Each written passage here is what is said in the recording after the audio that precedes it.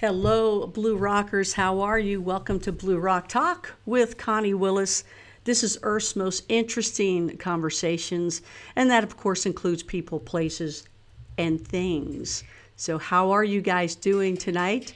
I hope things are going well. This is Crypto Connie Tuesday, and it has been a crazy, crazy day. I want to thank those of you that have been saying your prayers for me and all your well wishes for my thumbs. I got the stitches out today. Ooh. So they're pretty sensitive still, but, you know, great people that worked on me. And anyway, it's been kind of a crazy day today, full of a lot of action and a lot of surprises for you guys in the future. So those of you that are dealing with crypto and you're here for Crypto Connie, welcome. Once again, thank you if you are brand new. Hit that subscribe button if you have not yet, and be sure to hit the like button for sure to show your support of the show.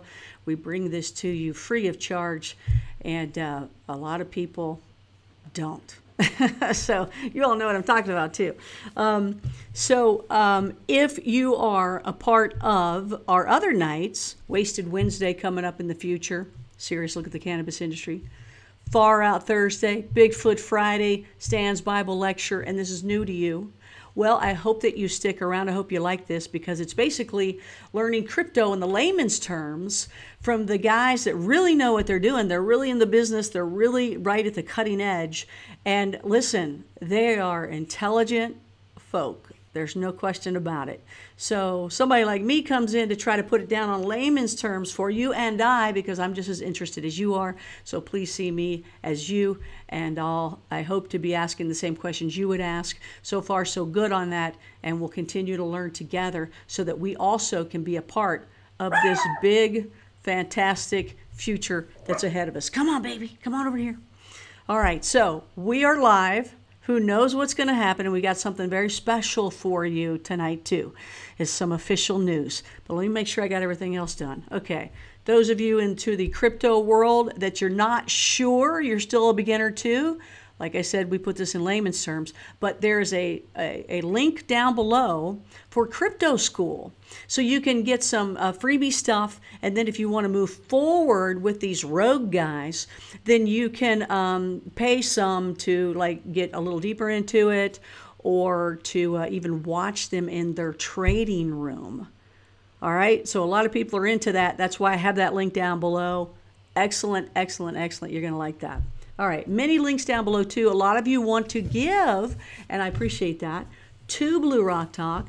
When you do, there's a lot of ways to give, I know it, but the best way is through crypto. Then one of the platforms doesn't get a piece of it, okay? So I say go that route. And my favorites are down below. And we're going to learn where you can throw something new in tonight now with the BitShares wallet. All right, I'm just saying, we're going to learn that in just a few minutes. The last thing I want to say is we are live, Blue Rock Talk with Connie Willis, the brand, right there with all these great shows for you, and more to come, by the way, breaking news and stringers all over the place.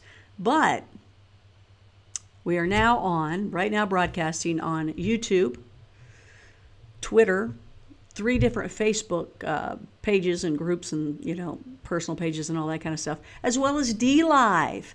DLive is off of Steemit, the crypto world. So hello, DLivers, and all my Blue Rockers everywhere. So I'm just going to quickly look to make sure that we are on there and everybody can say hello and hear me.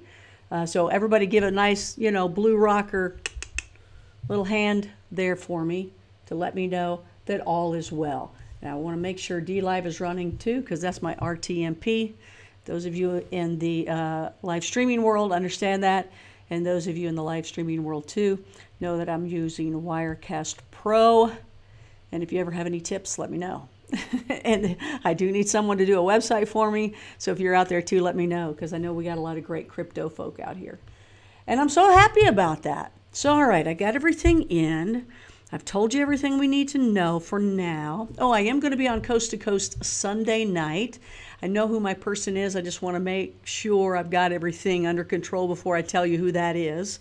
But those of you that tuned into Far Out Thursday, you're going to absolutely love it. He's been on before. So anyway, I don't want to give it all away yet. I got to make sure it's all totally, everything's cool. But you'll like this guy. He's always interesting, and we enjoy him being on the show. All right, so I think it's looking good that everything's on. D-Live looks like I'm frozen, but that just could be my computer. So anyway, I'm excited. Let's go ahead and bring on my guest tonight. I hope you guys liked that opening theme. Let me know about that. Let me know, because that's kind of a new one. Some of you have seen it before. And let me know what's new to you, not only new to you, but also let me know what it is that you want to hear from, or who you want to hear from, and what you want to hear about here on Crypto Connie. Very interesting. I just, well, I won't even tell that yet. I can't tell that. I can't tell this other thing either. I got too many things I can't tell you yet, but you can tell from my glow. I'm excited about them. So let's see what happens. All right, beforehand, I'm going to bring on two people. I'm going to go ahead and just bring them both on. I'm not going to like hold the surprise for a while. I'm just going to bring them on and we're going to talk to them. So, hey there, Kim Steele, Lane, and Lisa Compton. Thank you guys for being a part of Blue Rock Talk with Connie Willis and Crypto Connie. And those of you that are here right now, give me a thumbs up.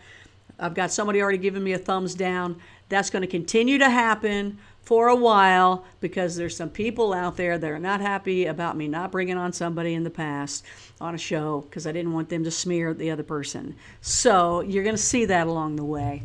I'm sorry. And if you see something in the live chat like that, let me know so I can block them and we can move on and they can go back where they are and we can continue on here. Don't like all that bullying and stuff. Okay, so let's go ahead and bring on my little guys here. I'm excited to bring them all on. I think... Shh, shh, shh. Okay, let's see. I hope we can hear everybody. So welcome everybody as we have our guys here. Say hello, Stan Larimer. Hey there, everybody. And say hello, Sean Worthington. Hi, everybody. All right, so I've got to do one thing here. I think the rest of it is going to be cool. But this, everybody, is Stan Larimer, the godfather of BitShares. And then we have, let's see here. John Worthington, the stepchild of CloudCoin. And wait a minute, what do you call yourself? What are you calling yourself? I said the stepchild of CloudCoin. I love it. I love it. Okay, so I just want to make sure I got your sounds in here. There's Sean talking. Okay, and I think, Stan, you're cool too. All right, everybody.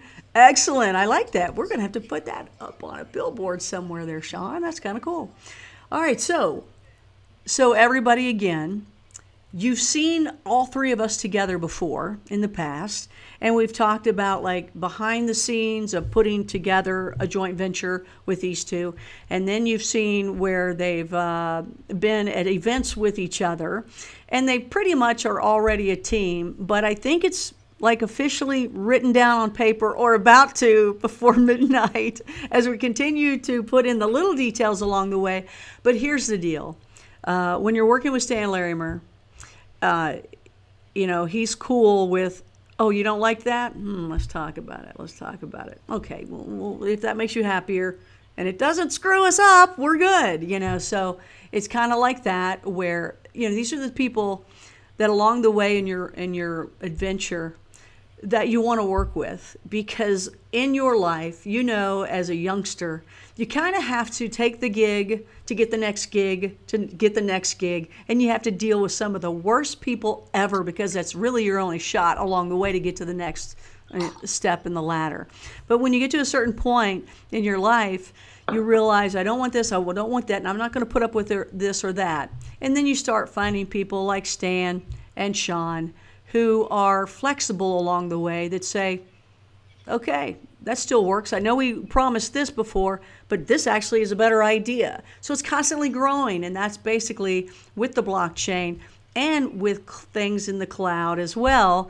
And if they weren't that kind of mind, we would never be where we are right now. At least that's what I think. So, so it's basically official that BitShares and CloudCoin are signed off to officially work together in a joint venture. So I'm going to ask these guys what that means to them, what that means to us, as well as are there going to be any changes since the very beginning of us starting this to now.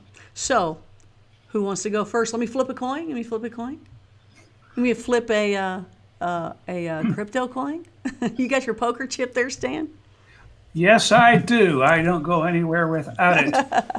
Well, okay. Stan, you start. You're the man. Congratulations to both of you guys. Well, yeah, I'm really excited about it. We got to correct one thing, or we'll get all kinds of mail coming. Sorry. Okay. Go ahead. I cannot sign or obligate BitShares. BitShares is an autonomous company. Right. And it's run by its token holders who vote for the leadership. And so while what we were talking about is definitely going to build on the BitShares platform, I would actually describe it. It's hard to say who's building on who. So let's just say that we got a couple of platforms that are very different, complementary, and we just figured out a way to tie them together in a number of different ways. So the actual deal is between one of my companies and one of Sean's companies, who are going to get together and create an intermediate company, if you will, a joint venture, where we will productize a lot of his technology, and he will build technology for a lot of our companies. So that's kind of it in a nutshell.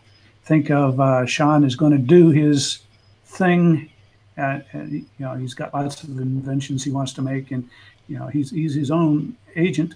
But we thought that there'd be a lot of things in our overall ecosystem that would benefit from tying together these very different technologies so that they can benefit each other. I'll let Sean say what he wants to say about the subject. So I think that we're going to be able to bring together the technologies that we have, which are already going to make a huge difference on human freedom all over the world. And we're going to be able to kick that up a notch to where I think every human being is going to have a chance to live a much more private life. And I think that's going to have a big impact on the entire world. So we've got some technologies, of course, the blockchain, everybody knows about that. It is a technology that allows us to record things and make some rules without necessarily having governments have their hands into everything. And with RAIDA, that gives us the ability to trade privately and put them together. I think we're going to have some outstanding products, and it's really hard to imagine all of the different things that we're going to work on. But I think it's going to be a big gain for humankind, because we're going to number one, I think the biggest thing is we're going to have a huge increase in privacy, especially financial privacy. And that's going to really change everything. One of the things that, where we complement each other in that particular way, of course, blockchains are typically, certainly in the case of BitShares, wide open for everybody to inspect and see what's going on. So, contrary to what, some governments may be concerned about, this is a bonanza for governments, if you will, as far as what's happening on the blockchain, because they can see everything that's going on. So in that sense, governments get what they want and have some degree of ability to inspect everything. But of course, that comes at a cost, because you may find this shocking, but not all government personnel are honest or have high integrity.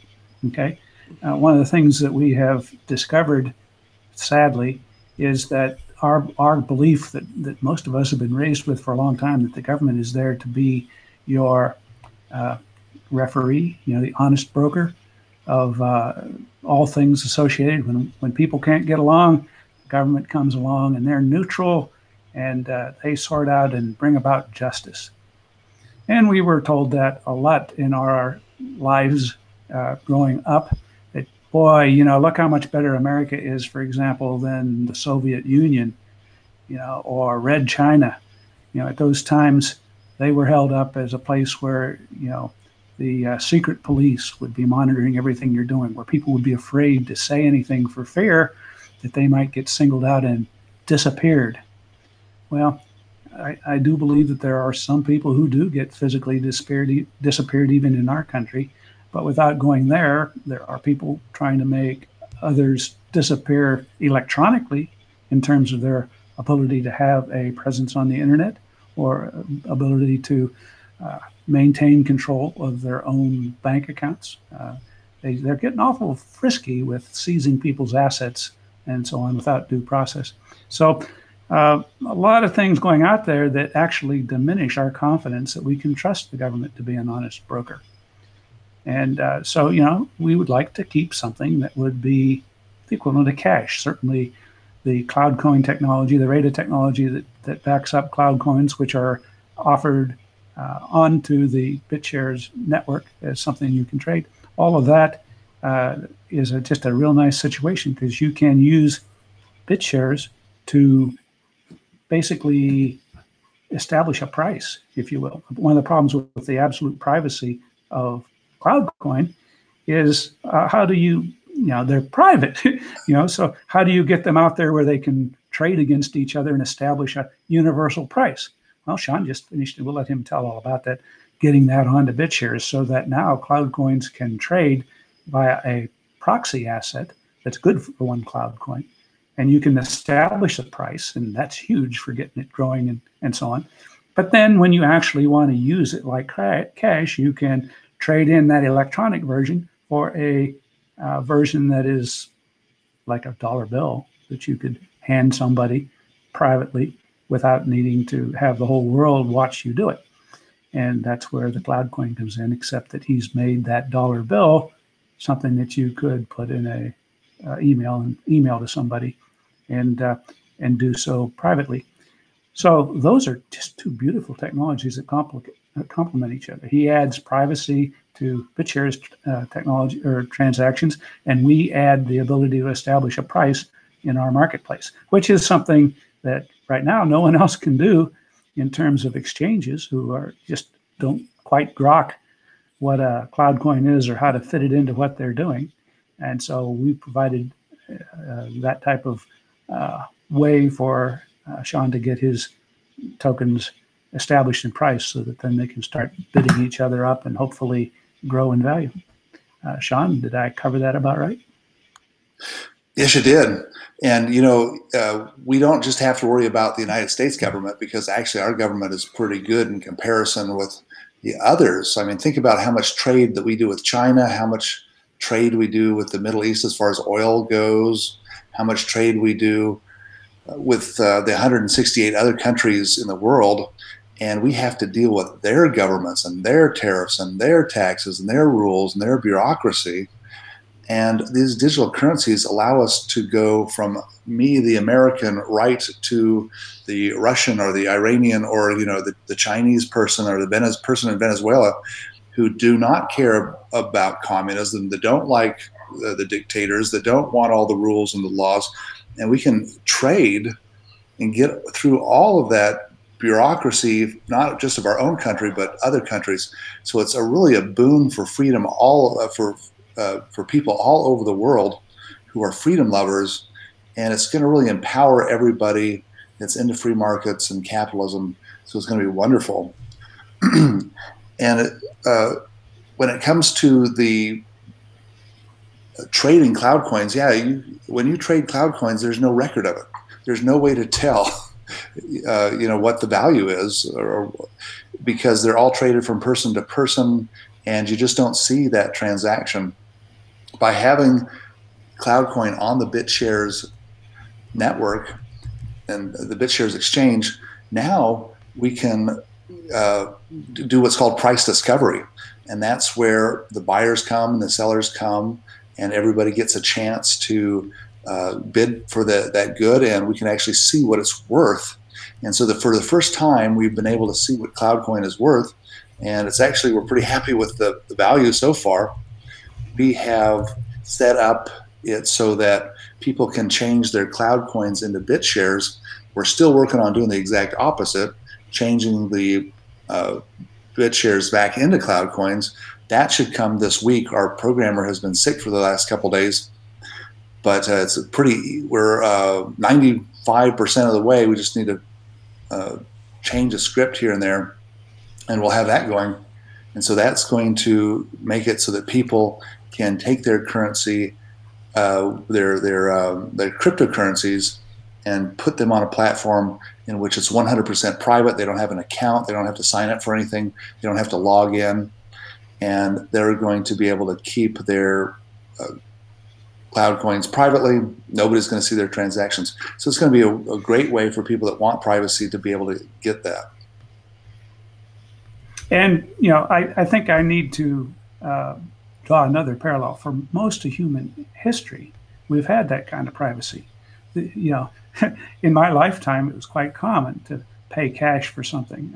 In a lot of countries of the world today, that's the only way you can pay for something. And certainly in earlier generations, you got to pay with actual gold and silver. Before that, there were barter systems that were going on. People have had privacies forever, but it's being taken from us right now without our permission, under the, you know, I'll call them false flag promises of security, where they say, you know, you guys really can't have the freedoms you had before because we got to protect you from these things. But the fact of the matter is, my chance of being harmed by a government today are much, much, much greater than being harmed by a terrorist. Okay, it's just that simple. The terrorists are dramatic, and, you know, when it happens, it's awful, and, you know, we all feel bad for the people it happened to. But statistically, the number of people that are sitting in jail on charges that were, you know, questionable in terms of what they, you know, how they were done, but were forced by the awesome power of government prosecutors to say, hey, you know, you either take this deal, or, you know, we're going to throw the book at you, and, you know, we have unlimited resources. We can put you in jail for life. So you better agree to go to jail for a few years right now, because we don't like what you're working on. And, you know, those are much more serious threats to the average person, certainly to our freedoms and our prosperity, to have government representing the established industries trying to stomp out and put up barriers to entry to the new, fresh industries like the crypto industry. So there needs to be an effort to fight for privacy, and we're doing so by creating new and novel things like CloudCoin, which does the function that we've always had with paper money, only it does it electronically. So when you guys talk about, well, I wanted to go back to the paragraph you were just talking about there, Stan, but I think you kept it to where you wanted to stay with it, so I won't go there. We won't go that route, but unless you want to. But I think it now, I don't know, but sometimes I know a little too much before I should. I just want to know, what are we doing with the cloud coin? Are we keeping it cloud coin? What's going on there? Sean, I'll let you answer that one. Sure. Yeah. So, you know, the name CloudCoin is a name that's a marketing term, and the fact is that CloudCoins can be embedded in JPEGs, and they can become, you know, called anything. We called it CloudCoin after calling it many other names, and so we were going to start by calling it, I think, Pi Money, and we were going to. We were going to call it Cake Cash, and we couldn't really find the perfect name, but we came up with CloudCoin. And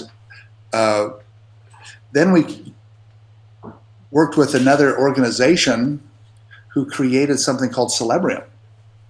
And we found that we could embed CloudCoin into things. And we could embed it into JPEGs, and if those JPEGs happen to be pictures of celebrities, well, we have a collectible, a digital collectible. And in fact, we can put cloud coins into other currencies, such as EOS. And so EOS is a software package, actually, and it can hold data. And CloudCoin is different than all other currencies in that we separate the data from the logic. And so anywhere that we can put data, we can put CloudCoin. And so we're going to create a new flavor of CloudCoin, and it's called EOS Stealth. And EOS Stealth is going to be a way for people who are, especially interested in EOS, to exchange their EOS into a type of cloud coin. It's a coin powered by CloudCoin, and to take their coins completely private. And so we think that this is going to be a good name, a good marketing tool. What's the name again? EOS Stealth. Say that again. EOS Stealth. Remember that, folks, because that's cool. Not only is that cool what you're doing, but that's a cool name, and you know it is. You grab that, you snag that, and that's awesome. Right? I mean, it's official, right? EOS Stealth. Love it. Love it. But the point, the bigger point of it is that Sean's technology can map into a lot of things. We're probably going to be putting that technology into 3D printed tennis shoes. Okay. And what's that mean? Tell me what that means. How would his technology go into some tennis shoes that are 3D printed? They can do that? Well, a simple example of a 3D printed product, right? I mean, it's like a dot matrix printer, except every time the ink goes by, it puts down a little layer of some material, and the printer sits there laying down the material to make a sandal or whatever, and there's no reason at all while it's doing that it can't put a code, a sequence of, like he says, data encoded right into the printed material. Okay, and so now you have in that tennis shoe information about where it came from, how to make a replica of it. That's not so important in a tennis shoe, but might be really important if I wanted to have a collection of classic cars and I wanted to maintain them, and I didn't want to have a warehouse full of old car parts from 50 years ago. But if I could say, hey, when the carburetor from a 57 Chevy goes out, I can print myself a new carburetor. And how do I find that? Well, I pick out the old part, scan the code in there, and now I can, go look up the library for printing a replacement part. You're a car guy. You always go to car stuff. But you know what, though? Model Ts. Yeah, you always do Model Ts and things like that. But you know what, Stan? It is cool to do it on tennis shoes and stuff because, hey, I used to have to watch a lot of CSI, man, with my mom. She loved that show. And that would have been important if they found that tennis shoe. That could have been the guy that killed somebody else, and then they could, track down the tennis shoe. So, that it works kind of everywhere. And I like where Sean has said before, where you can put it on the organ in your body, organ parts. Yeah, that's got pluses and minuses. Oh, yeah. I don't think I'm not sure I want anybody printing anything on my body that can be scanned remotely, but we'll see. I mean, certainly the technology is there, and one of the things you can do with 3D printing is to print an exact duplicate of your heart, complete with the valve that needs to be replaced, so that a surgeon can, plan the exact procedure that they're going to do by practicing on the printed version of your heart before it does the real one. So there's a lot of things you can do with that. It's cool. I'll just go one more. One of the things with RAIDA technology is counterfeit detection. Okay. Now, if you reimagine the entire supply chain such that now instead of having to store a lot of some peer pressure going on in that. So I don't know whether I like that idea or not, but it shows the kind of things you can do with the technology. Sean, are you still there? I can't hear you. Are you still audibly? I've been muting my mic sometimes. So. Oh, don't ever do that again. Oh, man, I'm freaking out over here. Jeez, I'm going to let you guys continue to talk here. Just make sure we're on over here. It's just because my dog's here, and those dogs are often noisy. Yeah, tell me about it. I had a couple of them that were being good dogs during my Sunday Bible class. And we had a thunderstorm come through, and the dogs have good ears. They can hear the thunder before I do. And so off in the distance was a little rumble. And I got this panicked dog between my knees, looking for protection from a remote storm. So, yeah, that could happen. Well, I love the fact that we have this great new name now, EOS Stealth. Does that mean that the CloudCoin that I have myself is now going to be EOS Stealth? And it just kind of changes and I don't have to do anything? You can certainly change it into EOS Stealth very quickly. Oh, so I do have to make changes from CloudCoin to EOS Stealth. It's not just a name change.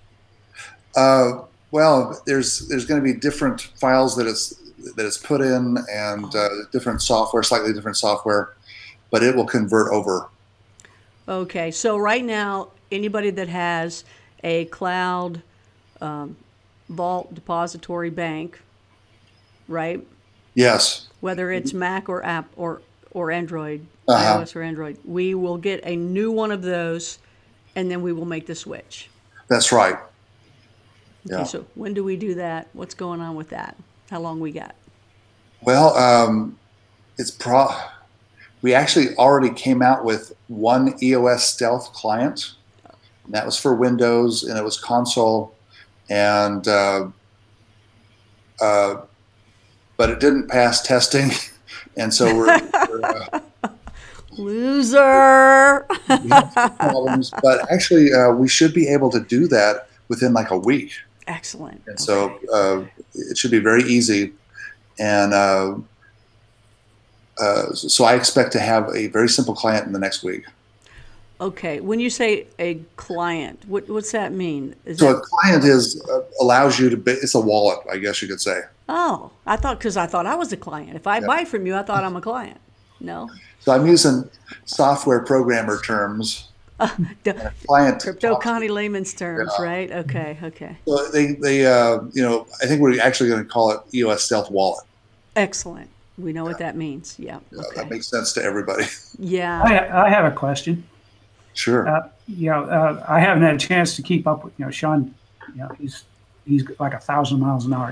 He is. I spend my time running around like those guys in vaudeville, spinning plates all over the stage to keep him. He does. And by the time I get back to Sean's plate, he swapped plates on me. I don't know what's going on. So, but my original thought, and maybe you've done some new things with this, is that there was a very strong correlation between how Quint works, the gold-backed token, with real gold in a depository, and how CloudCoin works, where you have essentially a token on BitShares representing it, and it represents a CloudCoin in your digital depository. Is that how it turned out, or did you do something different? It turned out pretty much exactly that way. The only thing is that we weren't able to look at any of the Quint's code, and so if we could have looked at their code, that would have saved us some time. But it's basically the exact same thing, only instead of having to physically put gold into a vault, we're putting CloudCoins into a depository, and they're digital instead of being metal. So, but it works the exact same. So if you have a CloudCoin, you can send it to the depository and get issued a EOS Stealth coin that you can then ship around everywhere. We're going to make it possible to ship them, which we'll talk about later. And then if you want to go in the other direction, you just send your CloudCoin back to the depository, or you send your digital EOS Stealth to the depository, and they'll issue you your CloudCoin. You can claim it, essentially. That's right. And so I think that we'll probably have that going within the next couple of weeks, where people can get a currency that's on the BitShares exchange. It's called EOS Stealth, and but it's not the actual EOS Stealth. It's just the BitShares representation of it. So it's like when you trade on the BitShares exchange, there's a USD, but that USD is not really the US dollar. It, of course, allows you to get the US dollar. Okay. So if you are normally trading them and so on, you'll keep them in EOS Stealth. Most of the time, you can make quick and easy payments to somebody else with that type of token, just like you'd send them BitShares or Bitcoin. But once in a while, you want to do transactions where you don't really want your competitors watching your every move. You don't want them to know who your suppliers are or how much you're paying for something. And so you can take them out and email them to your private business partners, and your competitors are none the wiser. That's right. So suppose that you've got a BitShares wallet and you're trading in BitShares thousands of times a second. You decide you want to do a trade that you want off the grid. Maybe you're going to make an investment. You don't want everybody to know about that investment. And so what you could do is you could exchange those BitShares into EOS Stealth, and then you could go and send it to the EOS Stealth account. And I shouldn't tell you what the account name is yet, but you'll send it to an account, and you will receive, if you will put in the memo your email address, and you will receive your EOS Stealth coins in the email, in an email format. Then you can take those and take ownership of them using our EOS Stealth client, and then you can send them to anybody else over email or Skype or whatever kind of transport you want to, and then they've got them, and then they can do the exact reverse process. They can take their EOS Stealth to a web page, they can upload them into the depository, they can then receive their EOS Stealth BitShares version, and then trade that for BitShares in an instant. And then the other nice thing about this is, throughout history, there have been tyrannical governments throughout the world that, would come in and, basically steal all your assets for arbitrary and capricious reasons, and then, leave you penniless. That's, kind of can happen in most countries today, even modern first world countries. This allows you to have some options in terms of how you store your wealth in a way that is not so easily stolen without due process, right? Yeah, one of the things that we can do with EOS Stealth is that we can separate it from, since each one of them is independent, we can store them in different locations. And so we can put one on our USB drive, we can put one on our computer's hard drive, we can email one to our grandmother, we can store them all over the place. And so if the government was to find, or not necessarily the government, but any kind of hackers or any thieves were to find one of your stashes, they would not be able to get all of your money. They would just be able to get whatever was in that stash. And so that's a big difference where with the cryptocurrencies, we're worried about protecting that private key, making sure that the private key doesn't fall into the wrong hands. But here we can separate everything. We can bury them in the backyard just like you could coins. Okay, so that's kind of the thing we're excited about. And the thing we just completed was negotiating a deal where we would take all of our activities, which are we've only really hit on one of them in terms of BitShares as a platform for price discovery for cloud. That's a big thing, but that's just one. We've hinted at a couple other things you might use it for. And, what this show is every Tuesday night is about applications. Usually there's some connection to BitShares just because that's what I'm kind of centered on, but it branches off into all kinds of new technologies and products and things that are happening. So when you tune into this Crypto Connie show, you're going to see and watch in real time as we build the industry and build on top of the platform and exploit what it does and what other technologies can do together. For example, a couple weeks ago, we did a show like this where we were talking about a decentralized web. And that's a whole other set of things. It has nothing to do with blockchain, just like CloudCoin has nothing to do with blockchain. But when they are put together, they're stronger and more capable in terms of what they can do for each other. So that, Connie, is kind of what the real-time event is tonight. Excited about the fact that we are now going to look for applications of Sean's technology while he looks for ways to exploit it and build new things. And we'll cross-pollinate every chance we get. And so that's another real event in the ecosystem that you just watched happen here tonight. I think it's cool. And I love the cross-pollination. term because it's perfect for it with all the things that you have. The BitShares dynasty is just growing and growing. And, you know, now, Sean, after officially signing off, you're going to learn some more secrets along the way. And that's going to be cool. And vice versa, right? Yeah. You know, I can kind of see the future. I can see it coming out. And it really does look bright. And there's some amazing things. And so I'll be very interested to learn about the new technologies that are going on in the crypto world. And actually, I've been, you know, following.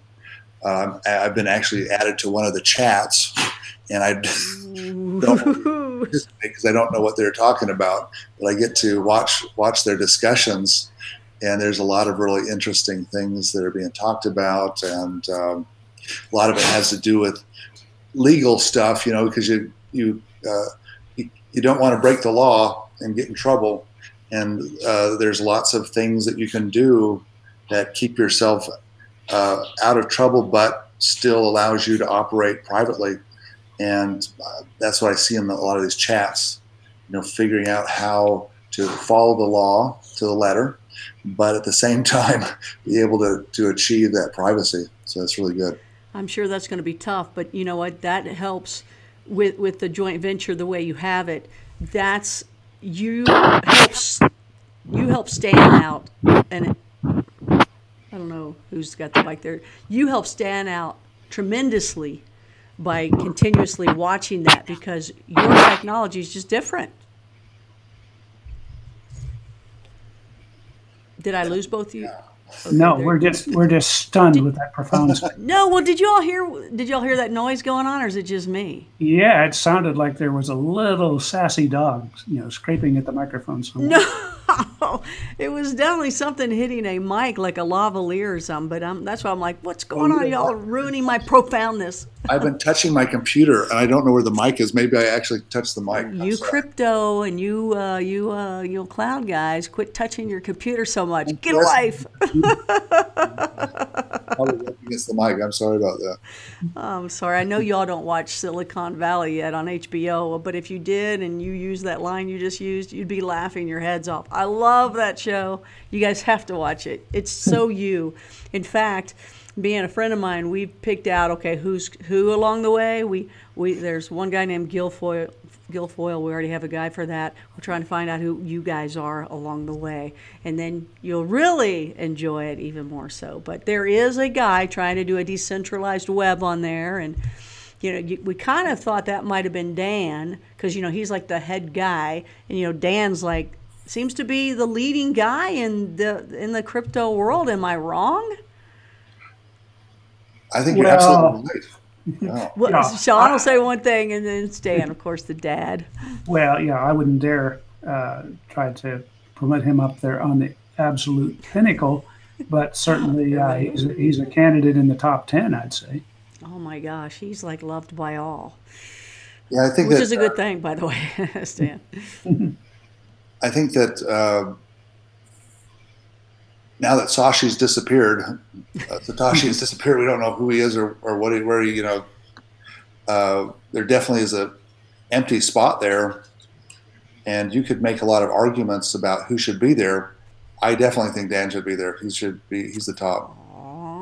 Well, I think Dan would say, let's leave that spot empty. Okay. Yeah, that could be. And no, we do not need centralization around one hero. That's true. Lots of heroes out there. I think Dan would be quite proud to be thought of as somebody who is respected by his peers in the top tier. Always.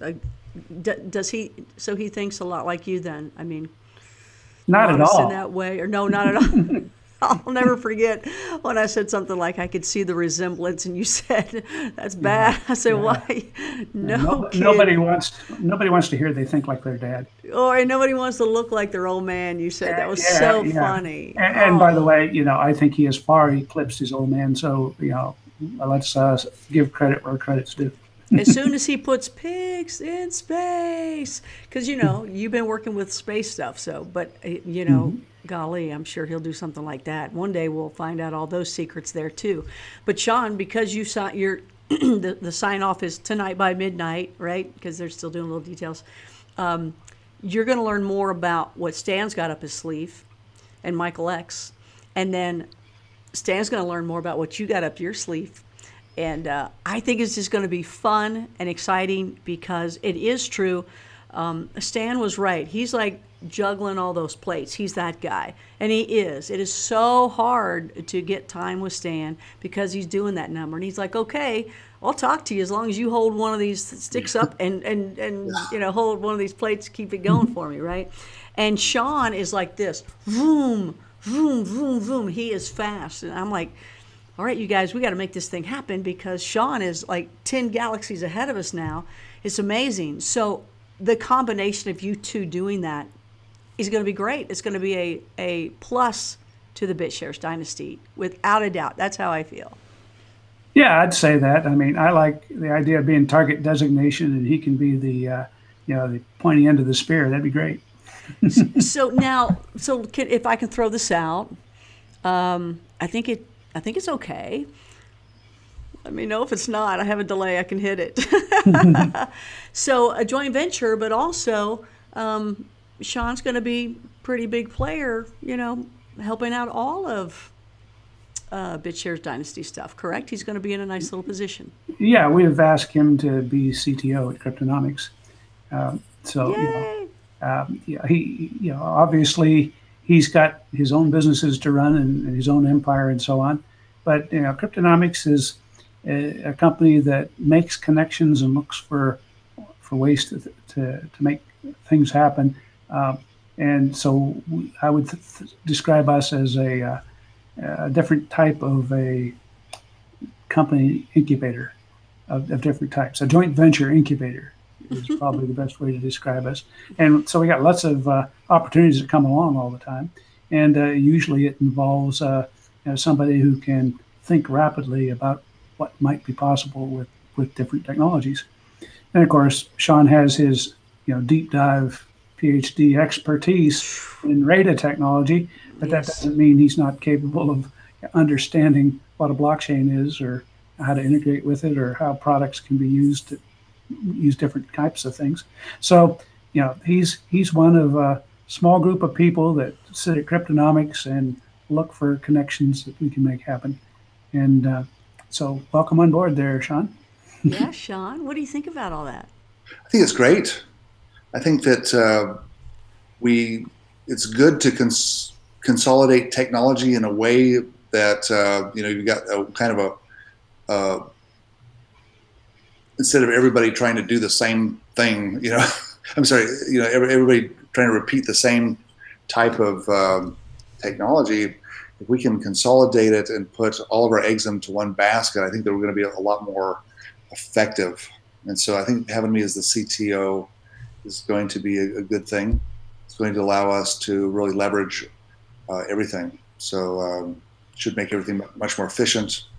Right now we are growing, and what I've learned by growing is that, you know, 3 weeks ago it was me on top and then all of these like 50 people below me, and I would have to basically talk to all of them and manage all of them. And so now we're going into a management model in which we have managers. And so now I will talk to managers, and those managers then will talk to people underneath them, because it just doesn't scale very well.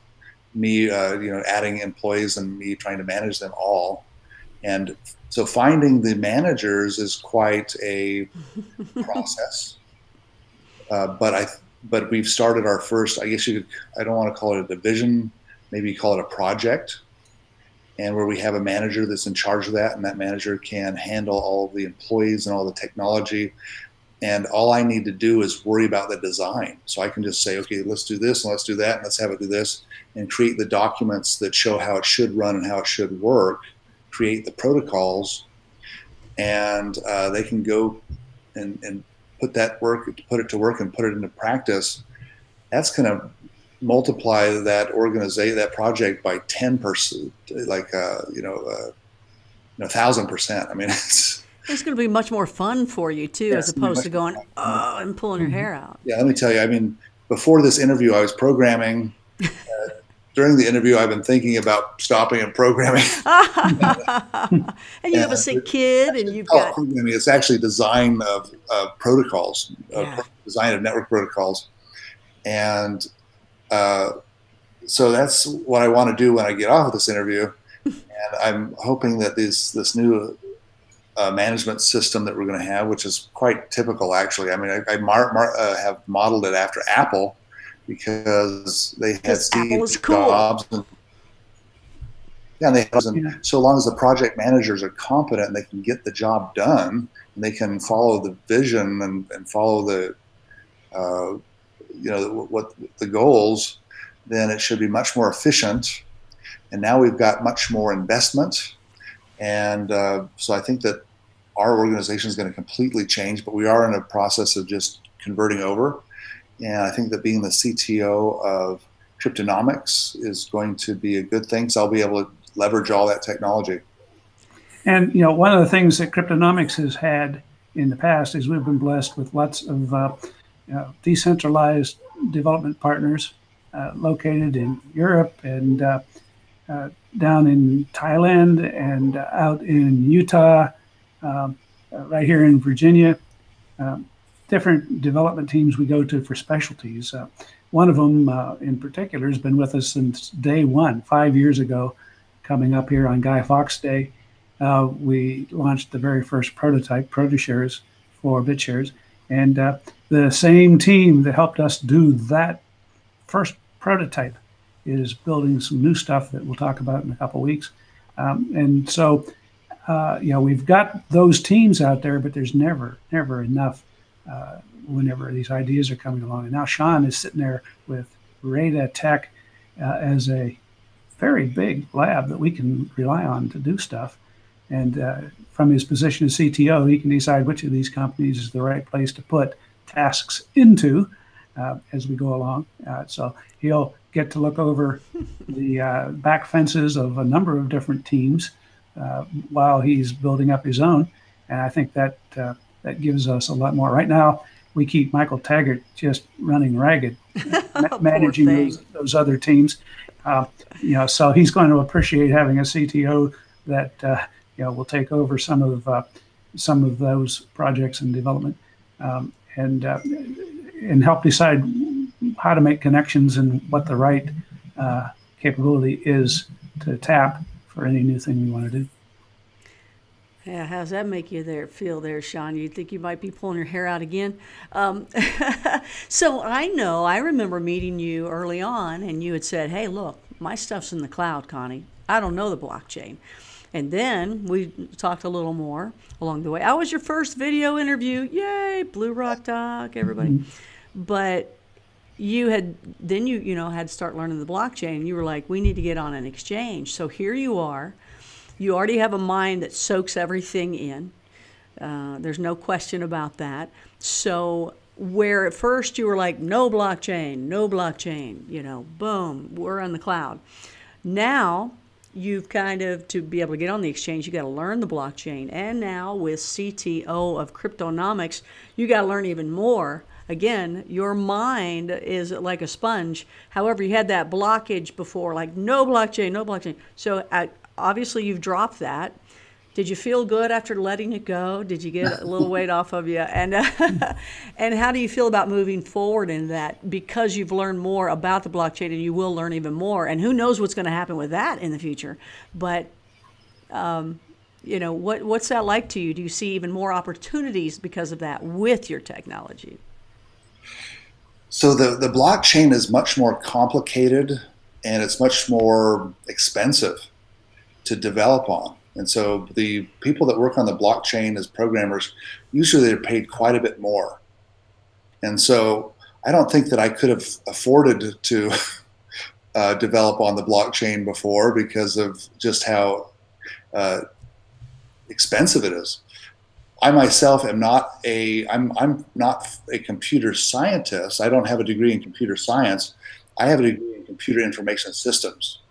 And so my background is more cloud related, and I am certainly not an expert in cryptography, although I should say I know a huge amount of it, and I've taken PhD security classes, and I have, of course, invented the RAIDA, which is a authentication system that has what's called data supremacy, meaning that it cannot be torn down. But I think that being on Cryptonomex, I'm going to have all those resources. I'm going to have all those programmers that I could never even think about affording.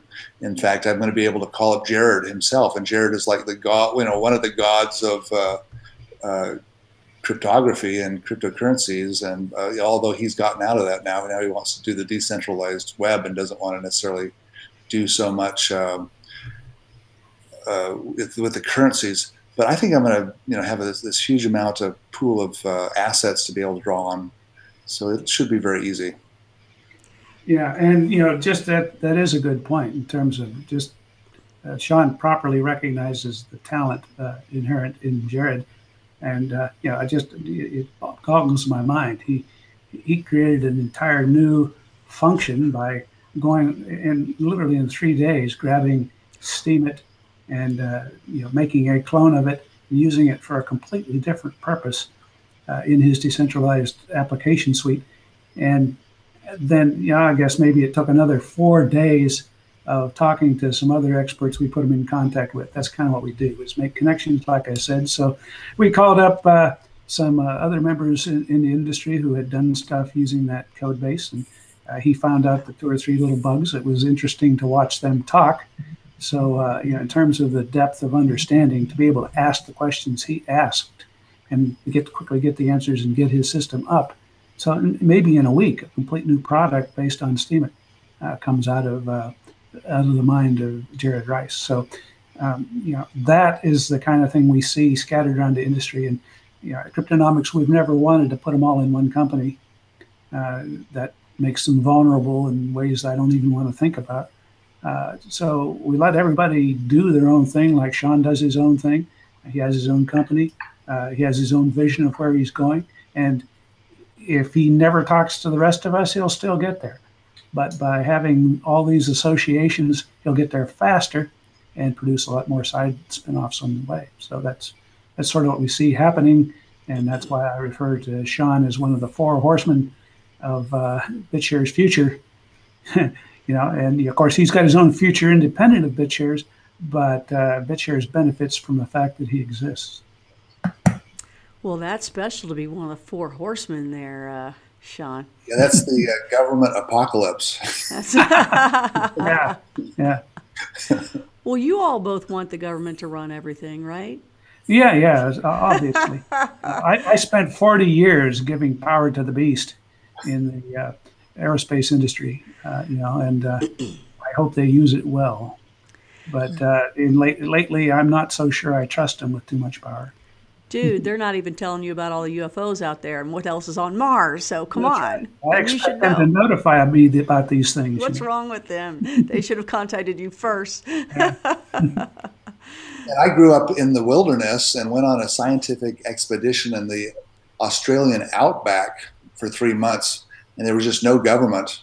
And then I've also been in the Air Force, so I've seen, what it's like to live in anarchy, literally, and also to live in a very regimented, authoritarian world, which when you join the military, you fall under different laws. You fall under the, what is it called? The JD, I can't remember what it's called, but it's not the Constitution. You give up all your rights for that. And so I've seen it both ways, and I really am a strong believer in liberty and freedom, and our government is best when it governs less. So. Oh, that's nice. Was that somebody else's saying, or was that yours? I'm sure that that's some libertarian propaganda. It wasn't mine. That was good. Oh, claim it. If anybody would like to ask a question, now's a good time to do that. Put it in all caps in the live chat room. The ones that I watch are in YouTube and also in DLive. The other ones are kind of hard to watch. So if you're just now joining us, you're watching Blue Rock Talk with Connie Willis. I'm a Crypto Connie tonight. This is Stan Larimer, the godfather of BitShares, and Sean Worthington, the stepchild child of CloudCoin. Is that what you called yourself? the wizard of CloudCoin. Okay, yay! And the new CTO of Cryptonomex and a official joint venture. What do you call it? Partner, joint venture, partner, joint. They joint ventured. Okay, yeah, they have joint ventured tonight officially so Sean is now part of the BitShares dynasty. And I guess in the way you've even set it up, that basically also Stan is in a part of the RAIDA dynasty to come as it's building quickly, because Sean has a mind that goes crazy. Yeah, it's important to recognize that this is, two independent technologies that are coming in contact and helping each other out. And, so it's, we're sort of transferring some DNA across semi-permeable membrane or something. And the child's going to be beautiful, or it's not, but I think it's going to be beautiful and powerful. No question about that. So Blue Rock Talk currently right now is on YouTube, a couple YouTubes, and Facebooks, Twitter, and also DLive. So we want to say hi to all of you guys out there with a Blue Rocker welcome. My logo's about to come out, so that's kind of cool. Yay! Right. If you'd like to subscribe, please do. Be sure and hit that like button as well if you're watching.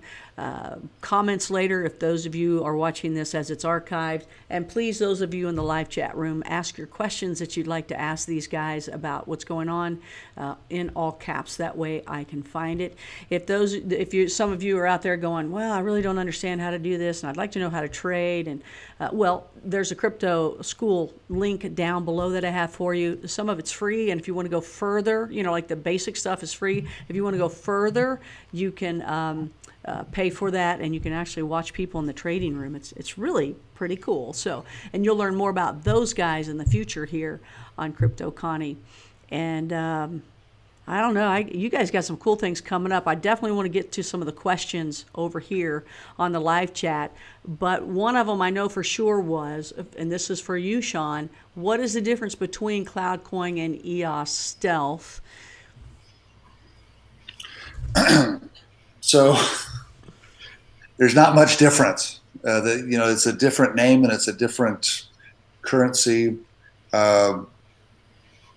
I shouldn't say it's just a changeover, isn't it? It's really more of a changeover. No, it's the difference between a quint and a gold coin. Okay. Bingo. Yeah. A quint is a gold coin. A quint is a receipt for a gold coin you can take delivery of. Okay. EOS Stealth is a receipt for a cloud coin you can take delivery of. It's as easy as that. Ooh. Okay, say that again. I can't. I forgot it. Okay. Us slow minds, you got to say that again. Yeah, a quint is a receipt for a coin on deposit in the Quintric depository at quintric.com. Okay. And that same parallel goes over there. There's a depository at RAIDATECH that is storing cloud coins for you and issuing receipts for them that you can trade. And then you can bring that receipt back, whoever has it, and exchange it for a cloud coin, which we could be emailed to you or presumably sent in a number of different ways, embedded in a tennis shoe, maybe. I don't know, but that's it. They work the same. It's one's a receipt for trading on a blockchain, and the other is what you get when you turn in that receipt. And the cloud coin is just changing names, so it's going to change to a different wallet and change. You still have to make a change once you get the EOS Stealth up, correct, Sean? That's right. Okay. So wait for that. Okay, so go ahead. Sean, we'll let you talk now. We're so used to talking all the time. I'm sorry. I just got a low battery warning. Plug it in. Okay, while he's doing that, I promised that I would sneak in a secret clue. Yeah, I'll be right back. Okay, all right, yeah, cool, okay. And, one of the things that I've told my nice people forum that, he who has Crypto Connie show has extra clues. So, the fact that people have hung around this long, this is a good time to get to the little embedded clue that you wouldn't know about unless you were a faithful watcher of Crypto Connie's show. So what I just wanted to do is make sure you had a little bit of advanced notice about what's coming up on the next two Crypto Connie shows, next two Tuesday nights. I've been handing out, we're almost up to 70 clues, I think there may be 69 of them right now, of what's coming. And these clues are only for those people who are nice and tolerant enough to put up with the topics I talk about on that channel, and people who are dedicated enough to, watch these shows and understand what we're thinking about and so on. So we are going to, in the next two shows, go through those clues that I've given out and explain them. I probably won't explain every clue because there's some clues that take place in the distant future. And I may not reveal a few of those, but we'll go through clue by clue. We'll do the first half next Tuesday, and then the second half the following Tuesday.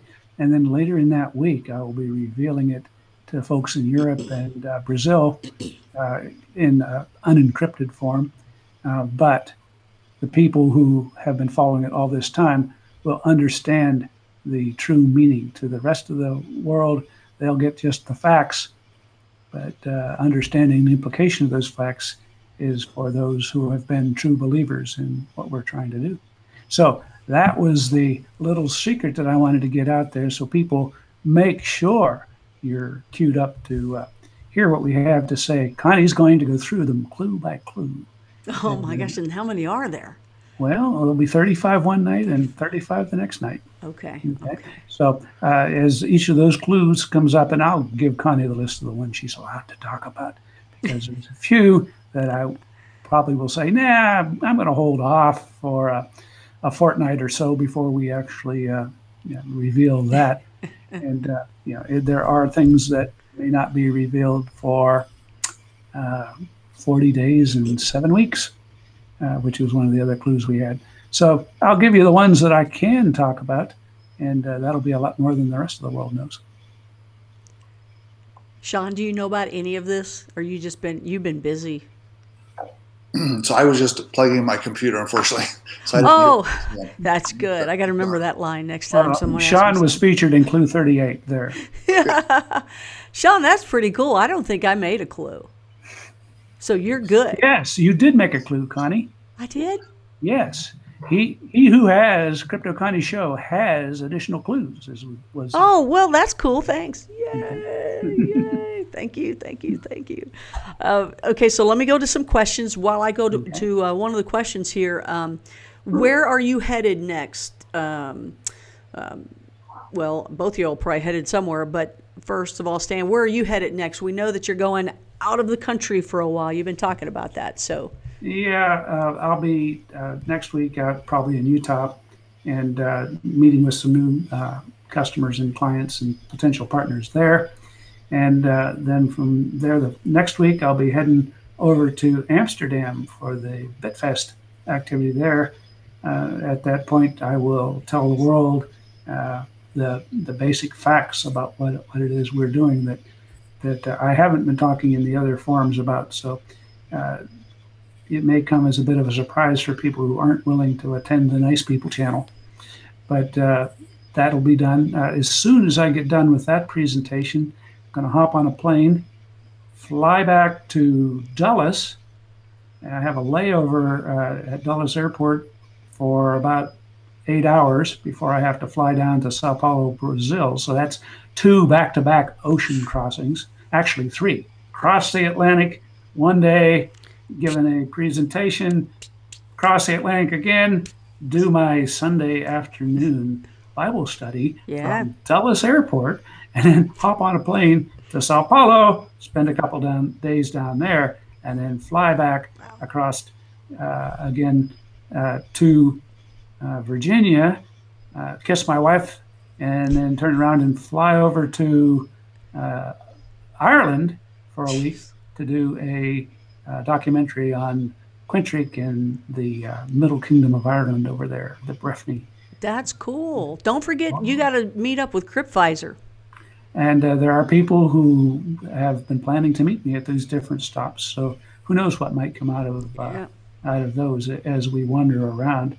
And then there's some other things going on over in Asia that by then will probably having me visiting places in the Philippines and in China, and maybe I'll even get lucky and get to go to Dubai for a little bit. So, the rest of the year is pretty much racking up frequent flyer miles.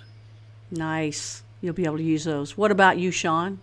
What do you got coming up? You go to things like crazy too. I do, and I've been a little bit burnt out. I bet. Well, you have a family, so does Stan. Yeah. But but you have kids that are sick and running around with little runny noses and all that. Yeah. And I also have a full-time job as an instructor at Butte College in the computer science department. And so now the class is back in session, and but there's a conference going on in November. It's called the Anti-Counterfeiting and Currency Conference, and that's in Las Vegas. Oh, that's perfect for you. Yeah, we plan on going there and making we've actually got the best booth at the conference, and we are probably going to be the sponsors of the lunches or something like that. And so we're big sponsors there, and we're going to try to tell the entire world about our counterfeit technology, and hopefully we'll have some live demos.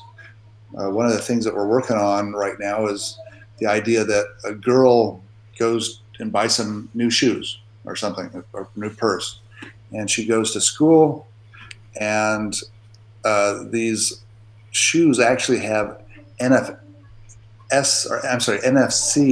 tags. That stands for near field communication tags. And the other students could take their cell phones and rub them over the shoes or over the purse, and they could tell if they're authentic or not. All right. And this would, allow you as a consumer to basically publicly advertise that your goods that you're wearing, or whatever goods because we can put this in anything, that your goods are in fact authentic. And so you could imagine that I could go online and probably buy a counterfeit Gucci purse and give that to my wife and save a lot of money for Christmas presents. She's the one that needs it to prove it. Yeah, but the friends should not. They should mind their own business. What this allows Gucci to do is they can put these tags in their purse, right, and the woman that has it wants to advertise that she's actually got a real one. Yeah. People around her can sense with their cell phones whether that Gucci purse is real or not. Oh, the busybodies of the world. You're terrible, Sean. You know, what? In there with a counterfeit one, well, they're going to be able to tell that it's not real because it's not giving off any signals. Oh. So we can do this with Adidas shoes. The people, some people kill over their shoes and they want them to be, $200, $300, maybe more. I don't know. These sneakers. Well, the sneakers, yeah. Do you realize how huge this is? Yes. Because anybody in the marketing business for Nike or whatever is, going to realize very quickly that making their ad campaign involve using a cell phone to scan everybody's Nike, and there's already always insist on genuine Napa parts or whatever. That's right. So they'll be starting to advertise those kind of things. I can imagine it showing up on TV shows where the product placement, this is in the middle of some TV show. No, there'll be an episode where they're scanning to see if somebody has a real, skateboard or whatever it might be. So, that's very significant because there are countries out there that do counterfeit things on a grand scale. Yeah. And in order to provide companies that are doing the innovation the ability to protect their brands, that's big business. So, however you feel about it as a consumer, and I know that there'll be some people who don't like that idea, but there's other people that all the frauds will come out. The people who paid for the real Gucci purse, are going to be very interested in saying, well, she has a fake one. And That's so, right. I think it'll be, as far as a business for Sean's company, it's amazing. Oh, it's going to be fantastic. So we've got 2 months to put that together, but we've got a bunch of investors that came in. So we're going to go 100% at that.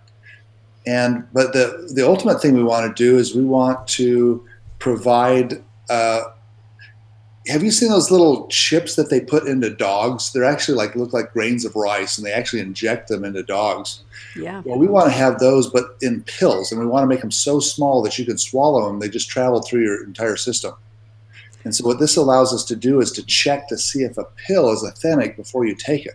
So suppose you bought some pills from, say, India, and you're not sure if they're actually from the company. Maybe they're from Pfizer, because actually Pfizer will sell pills to India, and then we can buy them back, but we have to it's like black market or something, because there's all of these laws. But they end up paying in India a lot cheaper than we do.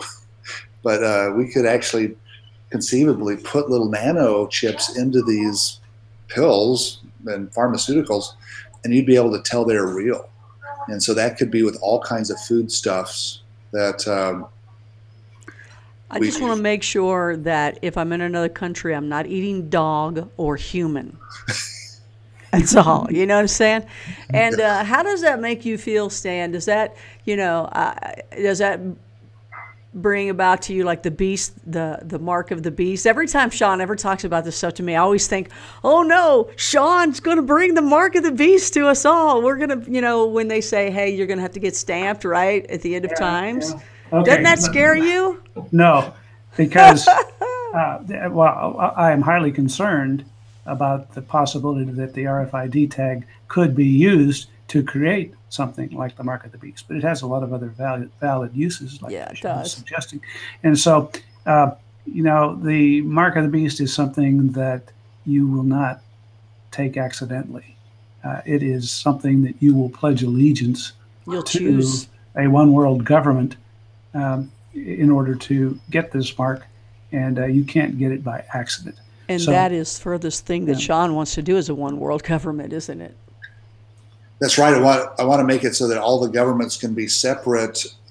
And I actually live in a gated community, and I like to have my own people around me. So I really would like to, see America for Americans, and other countries for those other countries. And I think that these digital currencies allows us to trade very efficiently, and we don't have to move in with each other. We don't have to live next to each other. I'm just the exact opposite. I want to see us have our sovereign communities that keep our culture, keep our standards, and keep our way of life.